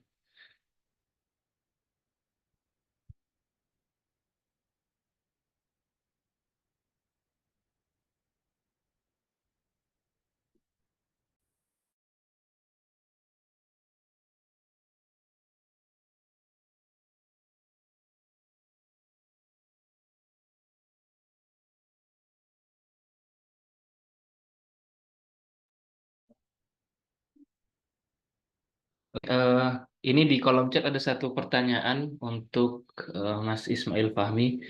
Assalamualaikum, saya Vicky dari alumni UII ingin menanyakan ke Mas Ismail Fahmi. Menurut pandangan Mas Ismail Fahmi, kira-kira faktor apa yang membuat masalah Fufu Fafa ini berbeda dengan waktu pemilu? Di mana Fufu Fafa ini lebih banyak kontranya dibanding pro yang jumlahnya sangat sedikit. Apakah memang sulit untuk dibantah berdasarkan rekam jejak digital atau seperti apa? Terima kasih. Mungkin bisa dijawab dulu Mas Ismail Fahmi. Monggo Mas. Ya. Oke, baik. Terima kasih pertanyaannya. Ini menarik nih ya. Pertama saya dari sisi ini dulu. Pada pada pada saat Pilpres itu tim sangat bagus dibangun ya. Masing-masing kubu 01, 02, 03 punya timnya. Timnya untuk mempromot isu-isu positif, termasuk juga untuk menghandle isu-isu negatif atau mungkin black campaign. Nah, hal itu tidak terjadi pascanya. Ya, pascanya itu kan biasanya di rumah-rumah relawan atau apa kan pada saat Pilpres di rumah relawan dan lain-lain ini kan timnya kuat ya. Jadi ketika ada isu-isu langsung dihajar. Sudah ada disiap misalnya itu army ya, army baik dari influencers, kemudian juga ada buzzers, mungkin juga ada yang pakai bot juga ya. Tapi pasca itu sudah nggak ada. Jadi ketika ada yang seperti ini, kalau mau bangun harus dibuat tim lagi kan. Ya, saya kira ini satu faktor yang juga sangat sangat krusial. Kalau seandainya isu Fufu-Fafa ini terjadinya pada saat Pilpres, mungkin akan berbeda. Ya, narasi untuk melawannya, kemudian juga bagaimana menghandle-nya, kemudian bagaimana mendivertnya, itu jauh lebih bagus pada saat Pilpres yang lalu dibanding yang sekarang. Saya kira ini satu faktor ya. Kemudian eh, yang kedua ya, yang kedua adalah soal eh, soal jejak digital ya, jejak digital. Jejak digital itu agak sulit ya, seperti Mbak Titi sampaikan di situ jejak digital ini memang tidak bisa ditolong, nggak bisa susah nih untuk menolongnya. Tetapi saya bisa sampaikan tadi misalnya dengan narasi kayak kemarin misalnya Kaisang katanya naik pesawat, bilang aja untuk nebeng. Buat sebagian orang udah cukup kalau IQ orang Indonesia kan nggak usah tinggi-tinggi amat ya, penjelasannya sederhana aja. Oh ya nebeng nggak apa-apa gitu. Ini bukan sebagian besar yang di sini, ya mungkin IQ warga Twitter. Itu nggak masuk akal. Tapi buat yang 100 juta lebih, itu masuk akal. Udah oke, udah jelas gitu. Termasuk juga Fufafa ini. Ini bisa, itu oke lah jejak digital seperti itu. Tapi kemudian kan bisa, masih tetap bisa di divert dengan narasi yang lain kayak gitu. Nanti masih bisa. Gitu. Nah, nah, sekarang ini tim itu nggak ada. Itu juga sangat berpengaruh. Karena bagaimanapun untuk menghadapi tsunami tadi juga butuh sesuatu yang sifatnya sangat besar juga. Orang yang sangat besar, pasukan yang sangat besar. Nah, narasi-narasi itu bisa dibangun sebetulnya. Nah, dengan tiadanya itu plus sekarang dengan kalau dibilang jejak digital, netizen yang sangat mengulik. Dan di sisi yang lain netizennya ini udah bersatu. Kalau yang pas saat Pilpres itu saya yakin netizennya itu bisa ada di kubu 01, 03 loh itu. Ya, pada saat Pilpres. Sekarang mereka bersatu bisa jadi gitu. Mereka yang bersatu. Mereka mungkin yang ada di kubu 02 mungkin melihat ada sebagian yang menyatakan apa ya, sadar saya sadar saya ngakuin kesalahan saya membela bla bla dan seterusnya kan mulai ada kan gitu akhirnya dalam konteks ini bersatu lagi ya. Jadi yang dulunya harusnya berbeda sekarang bersatu jadi ini saya kira itu sih faktor-faktor itu ya yang membuat berbeda banget gitu sehingga jadi kesimpulannya mungkin yang seperti yang disampaikan Karni Ilyas itu betul agak sulit sekarang itu mencari orang yang mau fight betul untuk mendukung itu. Demikian Mas. Oke, terima kasih Mas Ismail Fahmi. Begitu jawabannya ya Mas Vicky. Kemudian untuk Bapak Ibu hadirin yang lain, monggo jika ada yang ingin dikonfirmasi lebih lanjut, kita masih ada waktu.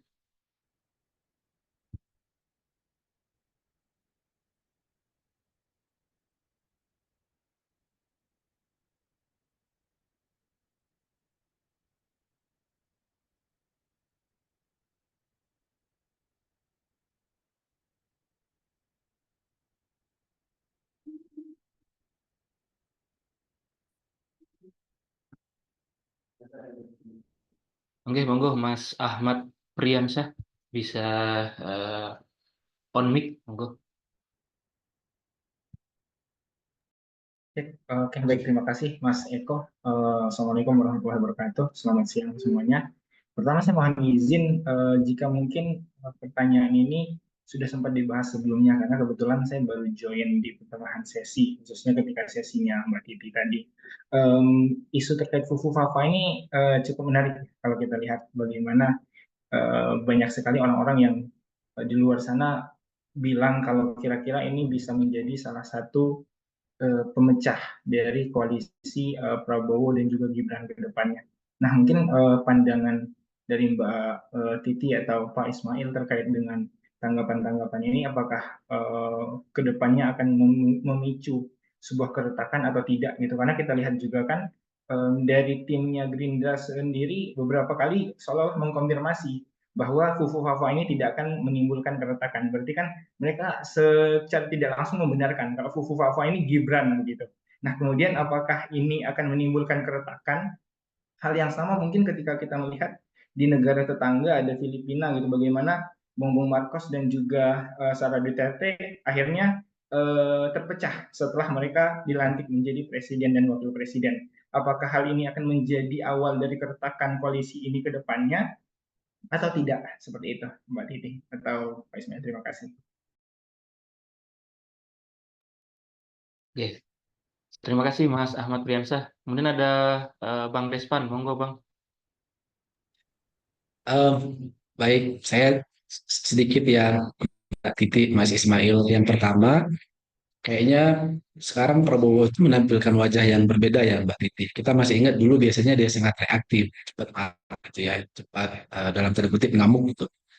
Nah, situasi yang sekarang yang harusnya ngamuk tapi cooling down, sama sekali ada reaksi ya. Teman-teman Gerindra juga justru menunjukkan pasang pasang badan bahwa tidak ada pembahasan di internal partai terkait dengan itu. Nah, bacaan Mbak Titi ini gimana ya, melanjutkan dari Ahmad Priyansah tadi. Nah, yang kedua, bisakah kalau misal terbukti ada bukti yang cukup kuat gitu menunjukkan bahwa itu pemiliknya adalah betul-betul Gibran, apakah em, pasal perbuatan tercela itu bisa ditujukan ke Gibran karena kalau usahanya kan wakil presiden ya, sekarang di 2018 2019 itu memang masih ya kalau dulu kita bacanya anak saya tidak tertarik ke dunia politik, yang akan berwirausaha gitu dan lain sebagainya.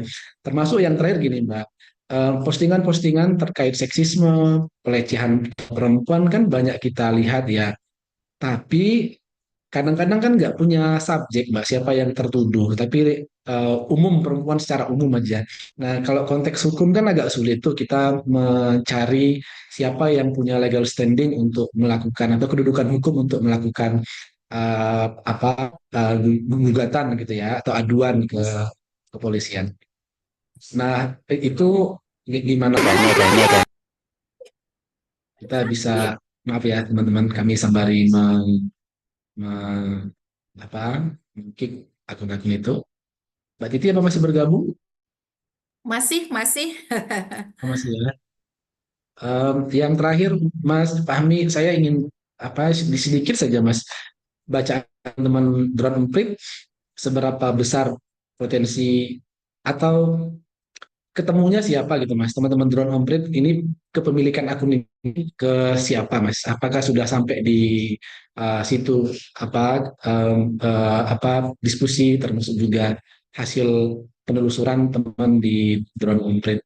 Um, Mungkin kalau bisa itu bisa dipertegas sedikit. Terima kasih. Oke, makasih Bang Despan. Monggo pertama Mbak Titi untuk Ya, baik, menjawab. makasih. Seru juga tadi vandalisme digitalnya gitu. Mas Fahmi nih nanti bagian itu juga perlu direspon kayaknya. Teman-teman, saya tuh pernah nonton satu film ya, tapi saya lupa judulnya. Tadi sebelum kita Zoom, saya sempat cari. Jadi di film itu bercerita seorang laki-laki yang maju politik, maju di pemilu di Amerika Serikat. Saya lupa persis ya. Sebelum dia maju, yang unik itu dia kumpulkan dulu semua anggota keluarganya dan di meja makan mereka melakukan pengakuan dosa. Jadi anaknya itu ngaku kalau dia pernah pakai narkoba begitu ya dan lain-lain. Jadi semua itu ditrace apa kelakuan apa yang pernah mereka lakukan atau dosa-dosa apa yang kemudian bisa menjadi objek politisasi atau kemudian sasaran dari lawan. Jadi kalau masuk politik itu bukan hanya soal personal, tapi juga satu keluarga pun ikut masuk politik. Karena itu pasti akan dibongkar dan dibuka begitu. Makanya berpolitik itu tidak boleh instan. Berpolitik itu betul-betul makanya di dalam undang-undang partai kita kan disebutkan kaderisasi, ada pendidikan politik. Dalam politik itu ada konsekuensi begitu. Makanya kalau orang punya skandal, mereka ketika masuk politik, skandal masa lalu itu akan siap dia akui dan kemudian dia sudah siap bahwa skandal itu akan berdampak begitu. Saya pernah magang di salah satu negara bagian di waktu itu di Kentucky ya. Salah satu kandidatnya itu ketika dia kuliah sempat melakukan kenakalan remaja. Jadi menabrak begitu ya. Bukan seperti di kita ya, sudah menjadi terpidana korupsi keluar maju lagi di pemilu gitu, tidak begitu. Itu kecelakaan begitu karena memang sedang tidak sadar atau mabuk. Itu digunakan oleh lawan politiknya di mana-mana untuk melakukan kampanye negatif untuk tidak memilih si orang yang nabrak tadi. Dan yang orang nabrak tadi itu ketika dia tahu bahwa itu akan menjadi isu, sebelum dia maju pemilu dia sudah declare duluan bahwa saya pernah melakukan perbuatan ini, saya menyesal, saya sudah menerima konsekuensi, saya akan menjadi warga negara yang baik, saya akan bekerja sebagai pemimpin publik yang bertanggung jawab. Nah, itulah politisi begitu, itulah berpolitik. Jadi kalau kita punya skandal di masa lalu bukan bersembunyi, tapi hadapi begitu. Dan bagaimana kemudian dalam menghadapi skandal itu pentingnya etika dan moralitas serta kesungguh-sungguhan untuk menunjukkan penyesalan dan perbaikan diri. Yang jadi problem kan kalau di kita itu menjadi barang yang sangat langka dan mahal ya. Itu yang pertama untuk merespon. Makanya penting ya berpolitik itu bukan hanya soal hari ini, tapi juga bagaimana memelihara rekam jejak, track record, dan latar belakang. Yang kedua, kenapa kok adem ayem ya dari sisi misalnya pihak-pihak yang disebut. Itu kan nama-namanya eksplisit ya disebut dari mulai Prabowo, anak Prabowo, orientasi seksual, beberapa artis begitu itu semua disebut. Tetapi kenapa kemudian dia masih adem nih?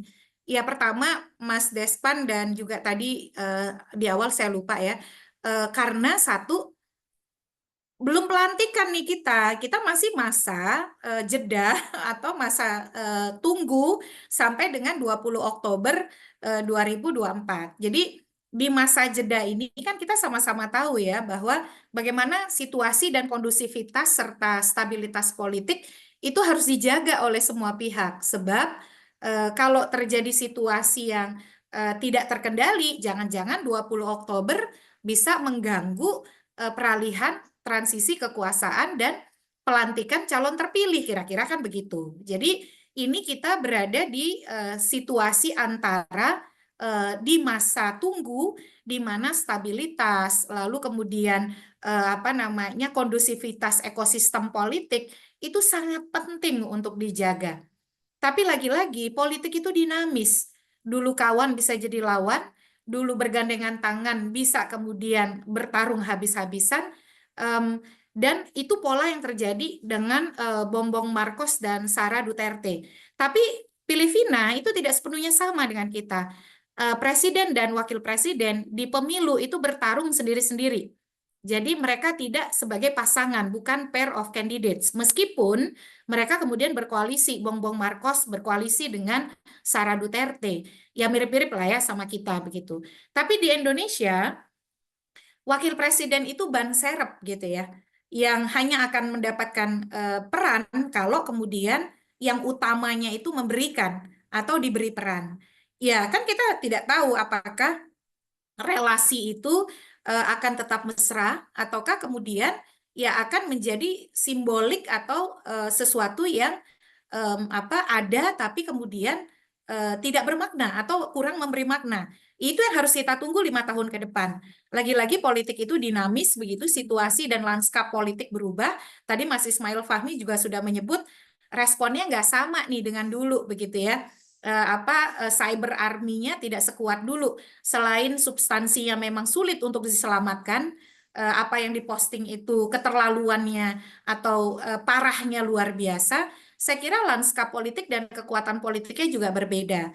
Nah, tetapi isu Fufu Fafa ini, karena dia dikorelasikan dengan Gibran, begitu ya, dia akan selalu menjadi rongrongan sampai 5 tahun ke depan.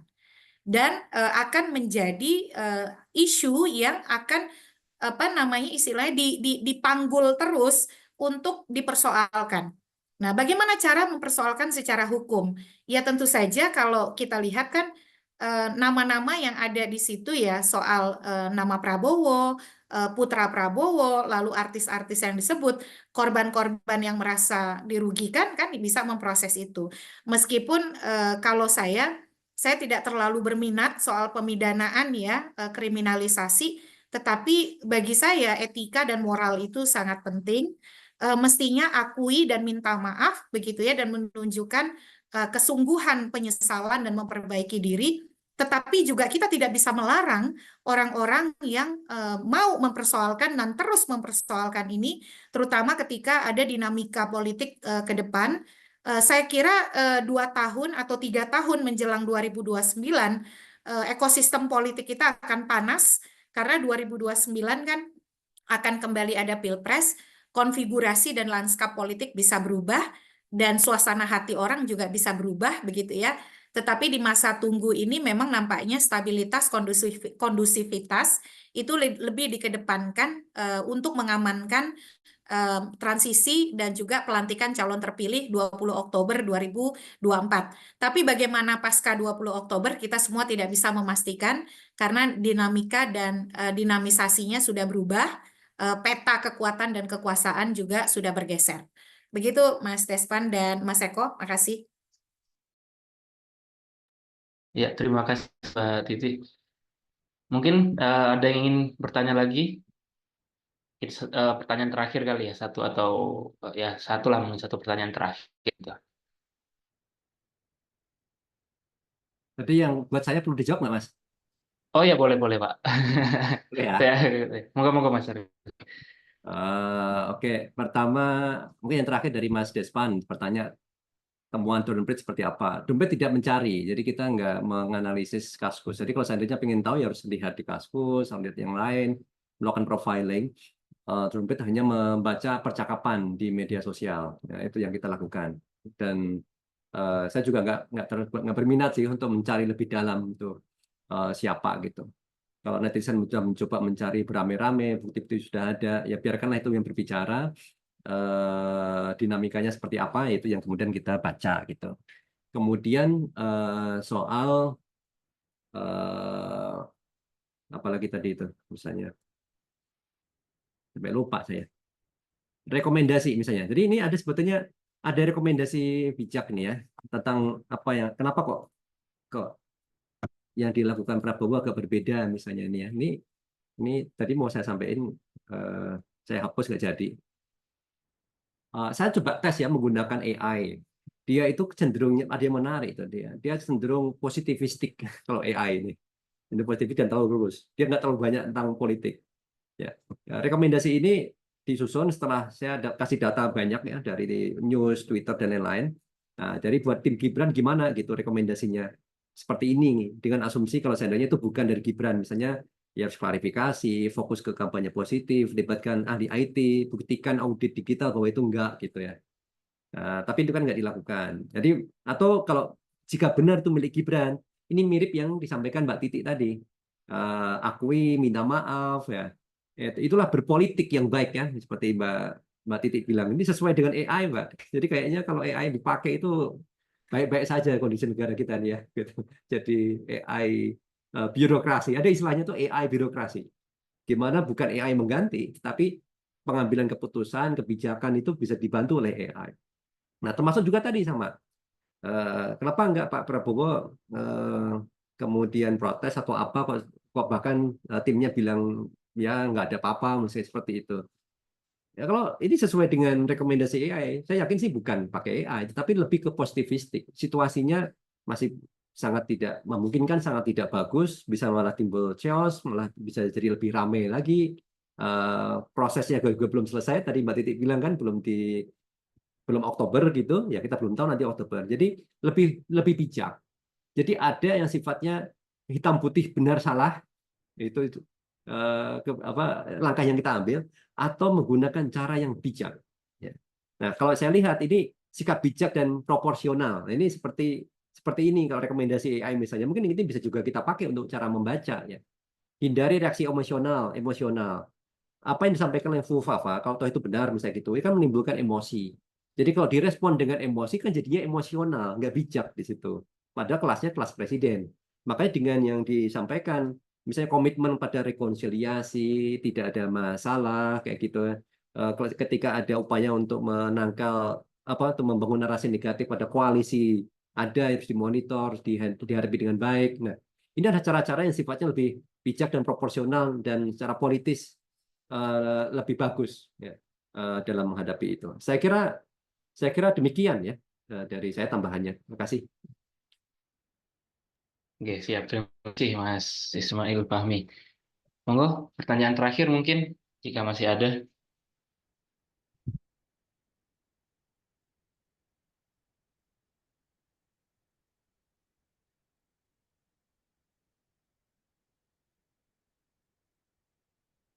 Kalau misalnya tidak ada, saya ini ada sedikit kegelisahan sebenarnya ini.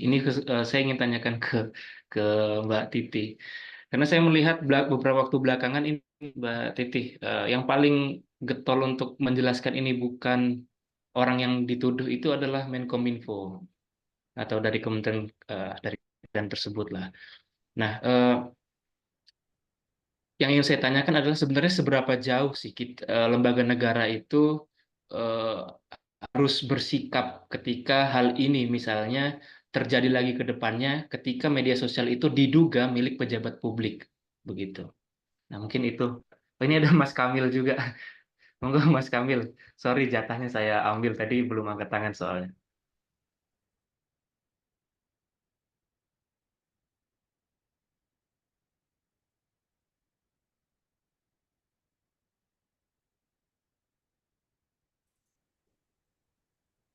Eh, Baik, selamat siang semuanya, Bapak Ibu, teman-teman, Mas Eko.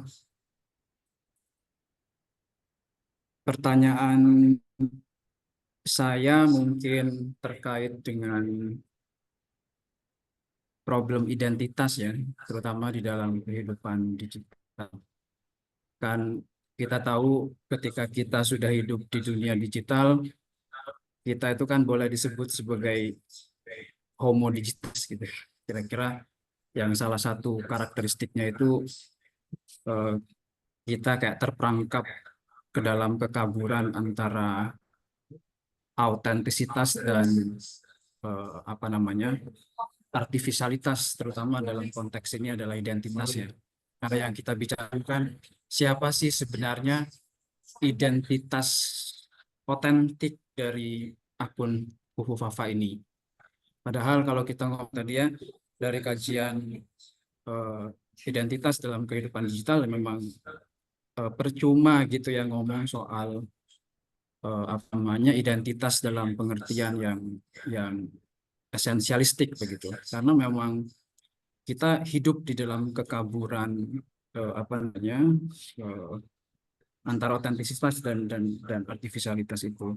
Nah, pertanyaan saya sebetulnya sih seberapa mungkin kita memastikan otentisitas dari akun Fufu Fafa ini, seberapa mungkin untuk memastikan sebelum kemudian kita mendorong seperti Mbak Titi tadi misalnya mendorong harus ada kesadaran moral untuk minta maaf begitu. Tapi kan saya kira sebelum itu kan harus ada kepastian gitu kan untuk mencari identitas otentiknya ini. Meskipun tadi ya sebenarnya dalam kehidupan digital ya kita memang hidup di dalam kekaburan itu gitu. Itu yang pertama saya kira ya. Yang kedua, sepakat tadi dengan Mbak Titi bahwa kasus Fufu Fafa ini jadi kebalik-balik. karena memang secara moral kita hidup sudah tunggang langgang ini. Saya sepakat tadi kasus Fufu Fafa ini harus dibaca sebagai bagian dari problem demokrasi. Tadi Mbak Titi saya kira menyampaikan statement seperti itu.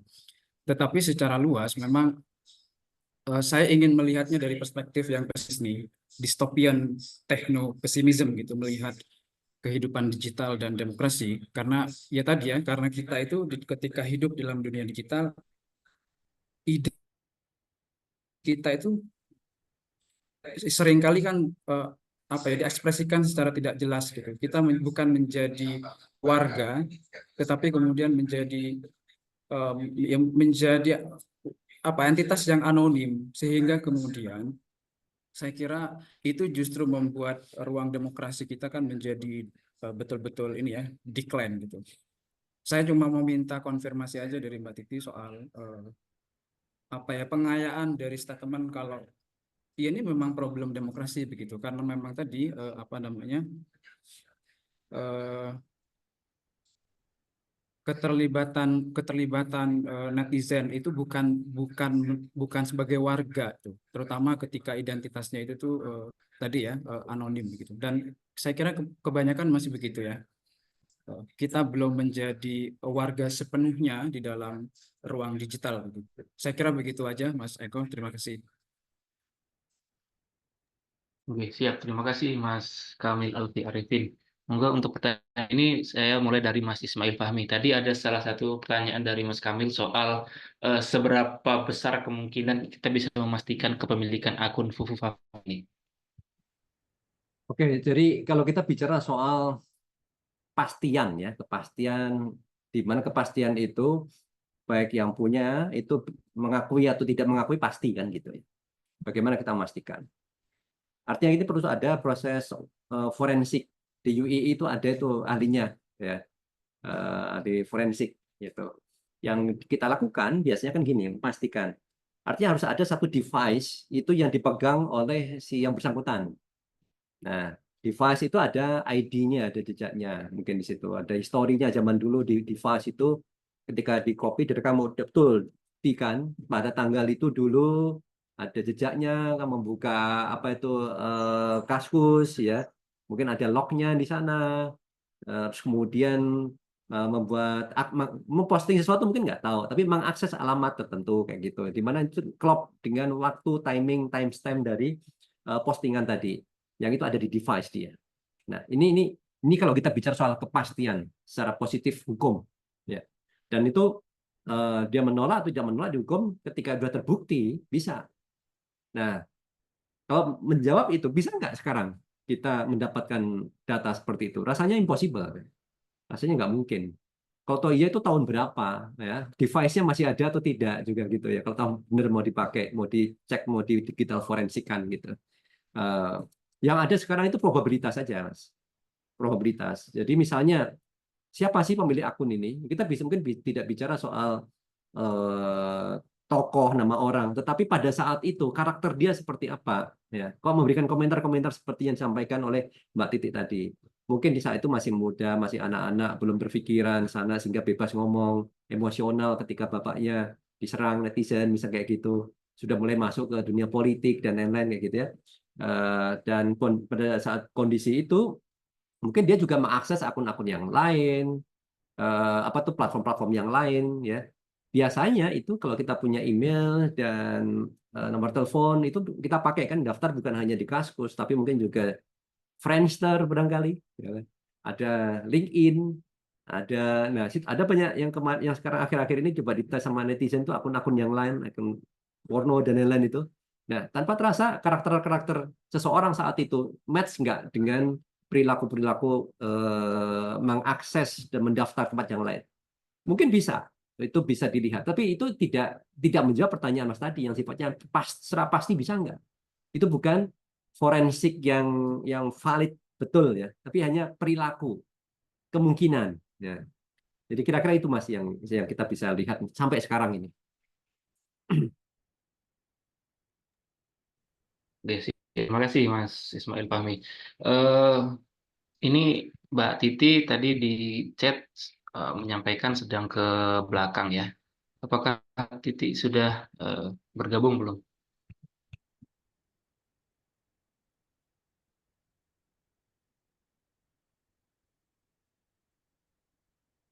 Mbak, sudah. Sorry.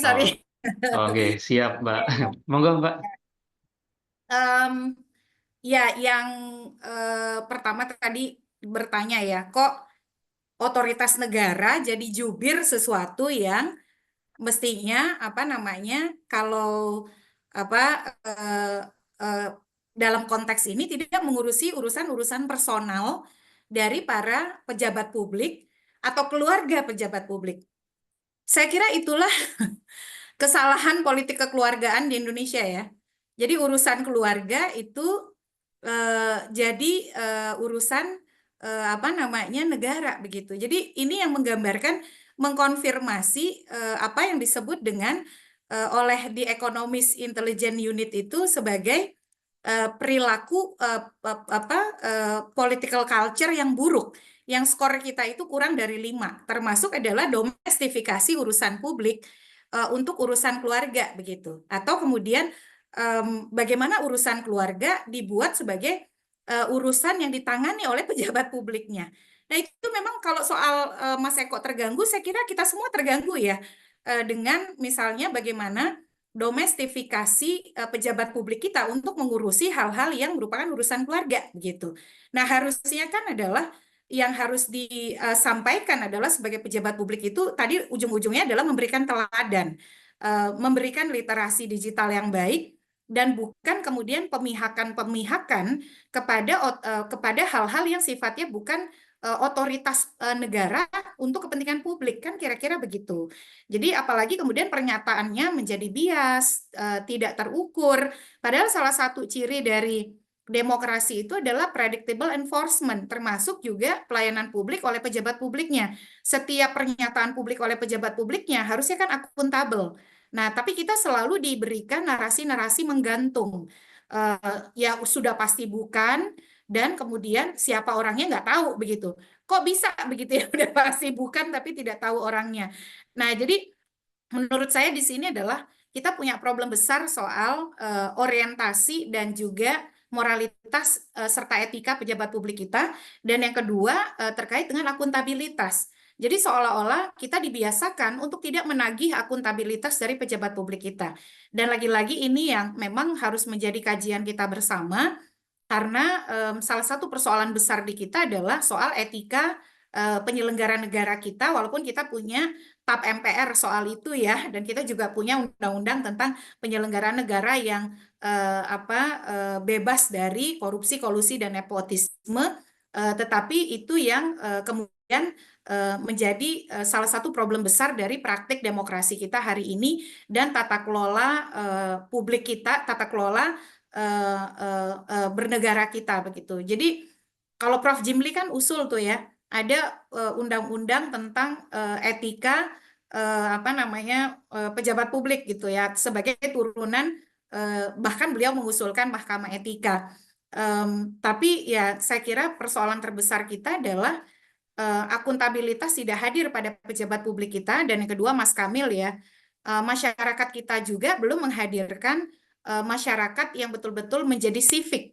Kita nih masih baru sebatas voter begitu.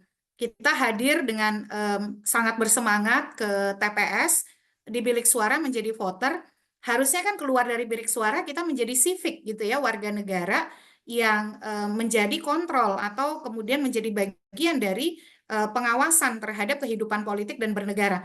Nah, kita itu belum sampai ke sana. Kita seolah-olah selalu menjadi voter yang baru diingat ya 5 tahun sekali. Nah, makanya bersyukur bahwa kita ya dengan adanya Mas Fahmi, Drone Emprit begitu ya, dan media sosial yang bisa menjadi saluran dari dialektika dan diskursus politik untuk bersikap kritis di tengah pejabat publik atau kemudian perilaku elit kita yang unstoppable. Unstoppable itu maksudnya apa? Dia mau ngomong apa saja terserah begitu ya. Dan kemudian suara-suara masyarakat itu seolah tak terdengar. Makanya realitasnya yang sekarang terjadi adalah no viral, no justice begitu. Apa-apa tuh harus diviralkan. yaitu karena kita punya krisis akuntabilitas itu tadi, dan sebagian dari masyarakat kita masih terjebak pada posisi sebagai voter itu. Tidak kemudian selekas mereka memilih, selesai mereka memilih bertransformasi menjadi civic gitu ya. Makanya kita bicara bukan hanya kalau bicara partisipasi soal electoral participation, tapi kita bicara dua elemen lainnya, ada civil society dan civic engagement. Nah, ini yang menurut saya mengapa situasi terbiarkan, karena kita berhadapan dengan disfungsi organ-organ atau institusi-institusi demokrasi yang hulunya ada di partai politik. Pendidikan politiknya tidak jalan, kaderisasinya stagnan, rekrutmen politiknya penuh dengan KKN, korupsi, kolusi, dan nepotisme. Dan itu yang kemudian menular, melemahkan institusi-institusi demokrasi lainnya. Sebab hampir semua jabatan-jabatan publik saat ini kan diakses oleh partai politik. Ketika disfungsi partai itu terjadi, maka dia akan berimplikasi menjadi efek ikutan pada banyak problem demokrasi lainnya. Nah, ini yang kalau kita bicara Fufu Fafa, itu kan tidak lepas dari polarisasi kita di 2014. Jangan-jangan yang berpikir seperti Fufu Fafa 2014 itu bukan hanya Fufu Fafa. Karena pada waktu itu, narasi soal apa yang ditulis itu kan juga dibicarakan oleh orang-orang lain begitu. Dan kita betul-betul diperhadapkan soal kalau pilihan politik kita tidak ada kompromi gitu. Nah, itu situasi pada 2014. Kenapa situasinya berubah sekarang? Karena kita tercerahkan begitu ya, sebagian besar dari kita mendapatkan ya pencerahan yang sebelumnya dipaksa harus seolah-olah dalam dua kutub dengan kebenciannya masing-masing begitu. Tapi kalau kita boleh agak kembali kepada situasi 2014, kan seolah-olah narasi-narasi yang diposting oleh Fufu Fafa itu menjadi narasi yang dibawakan oleh sejumlah buzzer ya, Mas Fahmi ya, pada waktu itu. Ini bukan soal objektifikasi perempuannya ya, kalau objektifikasi perempuan itu memang penyakit yang menurut saya harus disembuhkan, harus ada pemulihan total pada pemilik akun Fufu Fafa karena menggambarkan masalah besar soal seksisme dan misoginis gitu. Demikian Mas Kamil ya, ujung-ujungnya akhirnya kita ngomongin partai politik juga ya. Dan bagaimana tidak berjalannya kaderisasi serta demokrasi di internal partai yang mengakibatkan ya efek ikutan pada persoalan-persoalan yang lain. Makasih Mas Eko. Oke, terima kasih juga Mbak Titi. Ini kita 6 menit lagi jam 3.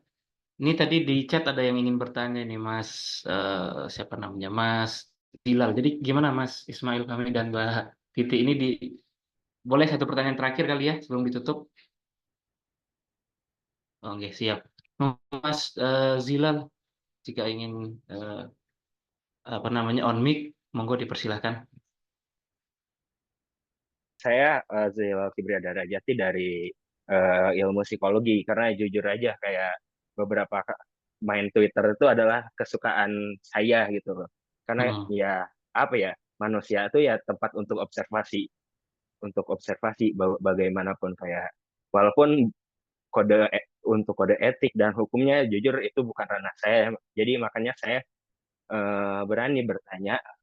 Sebelumnya kayak terima kasih kepada Abdul Aziz dari FIAI 2020 dan Andre Bagus Saputra dari FH 2020 yang udah mencari titik temu gitu, titik benang merah antara ketidaksukaan saya terhadap salah satu sosok supaya biar dielaborasiin gitu. Dan kayak saya ingin bertanya sih, apa sih kalau misalkan jika benar memang Fufu Fafa itu memang seorang Raka Buming Generli gitu loh. Karena bukti-buktinya sudah ada seperti kayak Bang Ismail Fahmi tadi bilang dan berbagai teman-teman dari anak hukum bilang gitu loh. Itu bagaimana apa sih worst case-nya yang akan terjadi dan apa ya, masyarakat tuh bakalan gimana gitu kalau emang itu tuh terbukti benar, dan kayak saya adalah orang yang berani bertanggung jawab, berani berbuat, berani bertanggung jawab kayak gitu. Udah itu sih. Terima kasih sebelumnya. Wassalamualaikum warahmatullahi wabarakatuh. Oke, monggo. Mungkin ke Mbak Titi dulu ya. Apa worst case atau potensi terburuk yang terjadi kalau misalnya Fufu Fafa ini memang betul-betul gitu terbukti adalah wakil presiden terpilih gitu. Iya, seperti tadi saya sampaikan ya, konstitusi kita kan menyebutkan bahwa ada diksi soal perbuatan tercela. Nah, di Undang-Undang Pemilu disebutkan perbuatan tercela itu adalah yang berkaitan dengan pelanggaran terhadap norma agama, sosial, dan juga norma yang apa namanya ada di dalam kehidupan bermasyarakat, begitu norma sosial tadi. Dia akan terus digoreng dalam situasi politik kita ke depan. Apalagi kemudian kalau kita lihat kan ini bukan kita akan mengalami transisi kekuasaan begitu ya. Jadi makanya tadi saran saya, kalau saya nih saya kurang bukan pendukung apa-apa tuh dipidanakan begitu ya. Pidana itu adalah ultimum remedium, pendekatan terakhir. Nah, tetapi kita juga membutuhkan moralitas dan etika yang tinggi dari orang-orang yang menjadi pejabat publik kita. Bagi saya, makanya tadi rekomendasinya adalah akui dan minta maaf. Ya, karena orang bisa jadi karena tidak berproses politik dengan baik, akhirnya ini dengan asumsi-asumsi ya, akhirnya merasa dia tidak pernah memproyeksikan dirinya akan berpolitik praktis, contoh ya. Padahal itulah mengapa tadi saya sebut kaderisasi dan proses berjenjang atau berproses bersama partai itu penting supaya orang paham pentingnya track record, pentingnya rekam jejak, pentingnya latar belakang untuk dijaga dengan baik. Bagaimana merespon skandal begitu. Tapi kalau orang hadir dengan instan dan dia tidak peduli pada rekam jejak politik, tidak pernah mengintensikan diri berpolitik, tapi kemudian akhirnya tiba-tiba berpolitik dengan cara-cara yang instan, yaitu maka akan muncul tuh rekam jejak atau skandal-skandal masa lalu, apalagi kalau dilingkupi oleh pemahaman dan perilaku politik serta etika politik yang buruk begitu, ditambah perilaku tadi seksisme dan misoginis. Jadi ini akan menjadi yang bahasa saya di slide saya tadi adalah rongrongan politik terus-menerus yang akan digoreng terus-menerus dan disangkut pautkan terus-menerus. Apa yang akan terjadi ke depan kita tidak pernah tahu, itu tergantung lanskap politik kita, dan bukan tidak mungkin akan ada yang menghubungkan ini dengan narasi-narasi pemakzulan dan lain sebagainya, dorongan untuk mengundurkan diri. Dia bisa menjadi begitu liar atau juga bisa menjadi redam begitu. Nah, itu yang kita tidak pernah, saya tidak berani menebak karena saya tidak punya kemampuan itu, tetapi dia akan menjadi isu yang akan terus digoreng kalau tidak ada pengakuan, tidak ada permintaan maaf atau penyesalan yang ditunjukkan dari orang yang memiliki akun tersebut begitu. Kalau soal orangnya siapa, Mas Fahmi yang paling paham. Gitu Mas Eko. Apakah suara saya putus-putus Mas Eko? Kayaknya enggak ya. Di tempat saya alhamdulillah aman, Mbak. Aman ya. Oke, baik ya. Demikian respon saya. Makanya akui saja, minta maaf, menyesal secara sungguh-sungguh begitu. Itu teladan yang baik bagi siapapun yang punya akun Fufu Fafa. Oke, siap. Terima kasih Mbak Titi. Mungkin sepatah dua patah kata terakhir Mas Ismail Fahmi mungkin. Baik, ya kalau seandainya ini benar ya, dan tidak ada pengakuan misal kayak gitu. Kalau kita belajar dari karakter di Indonesia sekarang, yang namanya hal yang tidak bermoral, tidak sesuai demokrasi itu sudah dipertontonkan begitu banyak, bukan hanya ini gitu. Bagaimana soal konflik tanah adat dan lain-lain yang lebih menyedihkan, yang berimpact itu ada juga, semuanya ada. Dan masyarakat juga lewat-lewat aja gitu. Jadi bisa jadi ini strateginya sudah dibiarkan saja terus sambil jalan tanpa pengakuan, dan masyarakat juga akan lupa. Ini sudah muncul misalnya soal nebeng, ya. Isu nebeng ini kalau terus-terusan bisa mengurangi isu fufafa. Suatu saat ada isu lagi baru, akan ada lagi baru. Mentok-mentok biasanya paling ini 1 bulan, nah habis itu ada isu baru lagi, ya. Oktober itu udah saat untuk pelantikan misalnya, mendekati pelantikan, fufafa saya kira juga sudah akan hilang, gitu. Dan apa ya, memang banyak PR lah. Negara kita memang banyak tidak ideal, ya. Kadang-kadang kita banyak berharap, kalau saya pribadi hanya berharap di rezim berikutnya itu lebih baik, ada keberpihakan kepada rakyat, paling tidak di situ.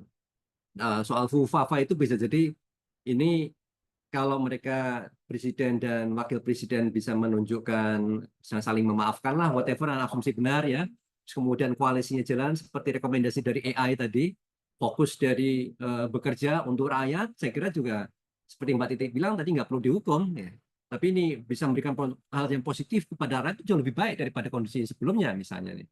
Kebijakan-kebijakannya lebih ke pro rakyat dan lain-lain, itu jauh lebih baik gitu, ya. Dari kemudian daripada kita fokus terus di fufafa.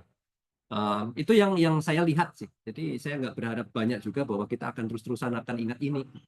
Hanya berharap bahwa Indonesia akan lebih baik di rezim berikutnya. Oke, siap. Terima kasih Mas Ismail Fahmi. Oke, teman-teman semua, dengan berakhirnya closing statement dari Mbak Titi dan Mas Ismail Fahmi, dengan berat hati saya selaku moderator dari diskusi online seri pertama diselenggarakan oleh PSAD ini ingin menutup kegiatan ini. Kemudian saya ucapkan terima kasih banyak kepada Mbak Titi Anggraini, kepada Ismail Fahmi, serta Bapak Ibu hadirin semua yang sudah hadir serta sangat bergairah saat ini, ya, mendiskusi pada siang hari ini. Walaupun tadi sempat ada gangguan selama proses diskusi dan itu sangat mengganggu, dan itu atas hal itu kami minta maaf, dan ini menjadi poin evaluasi kami ke depannya, Bapak dan Ibu sekalian.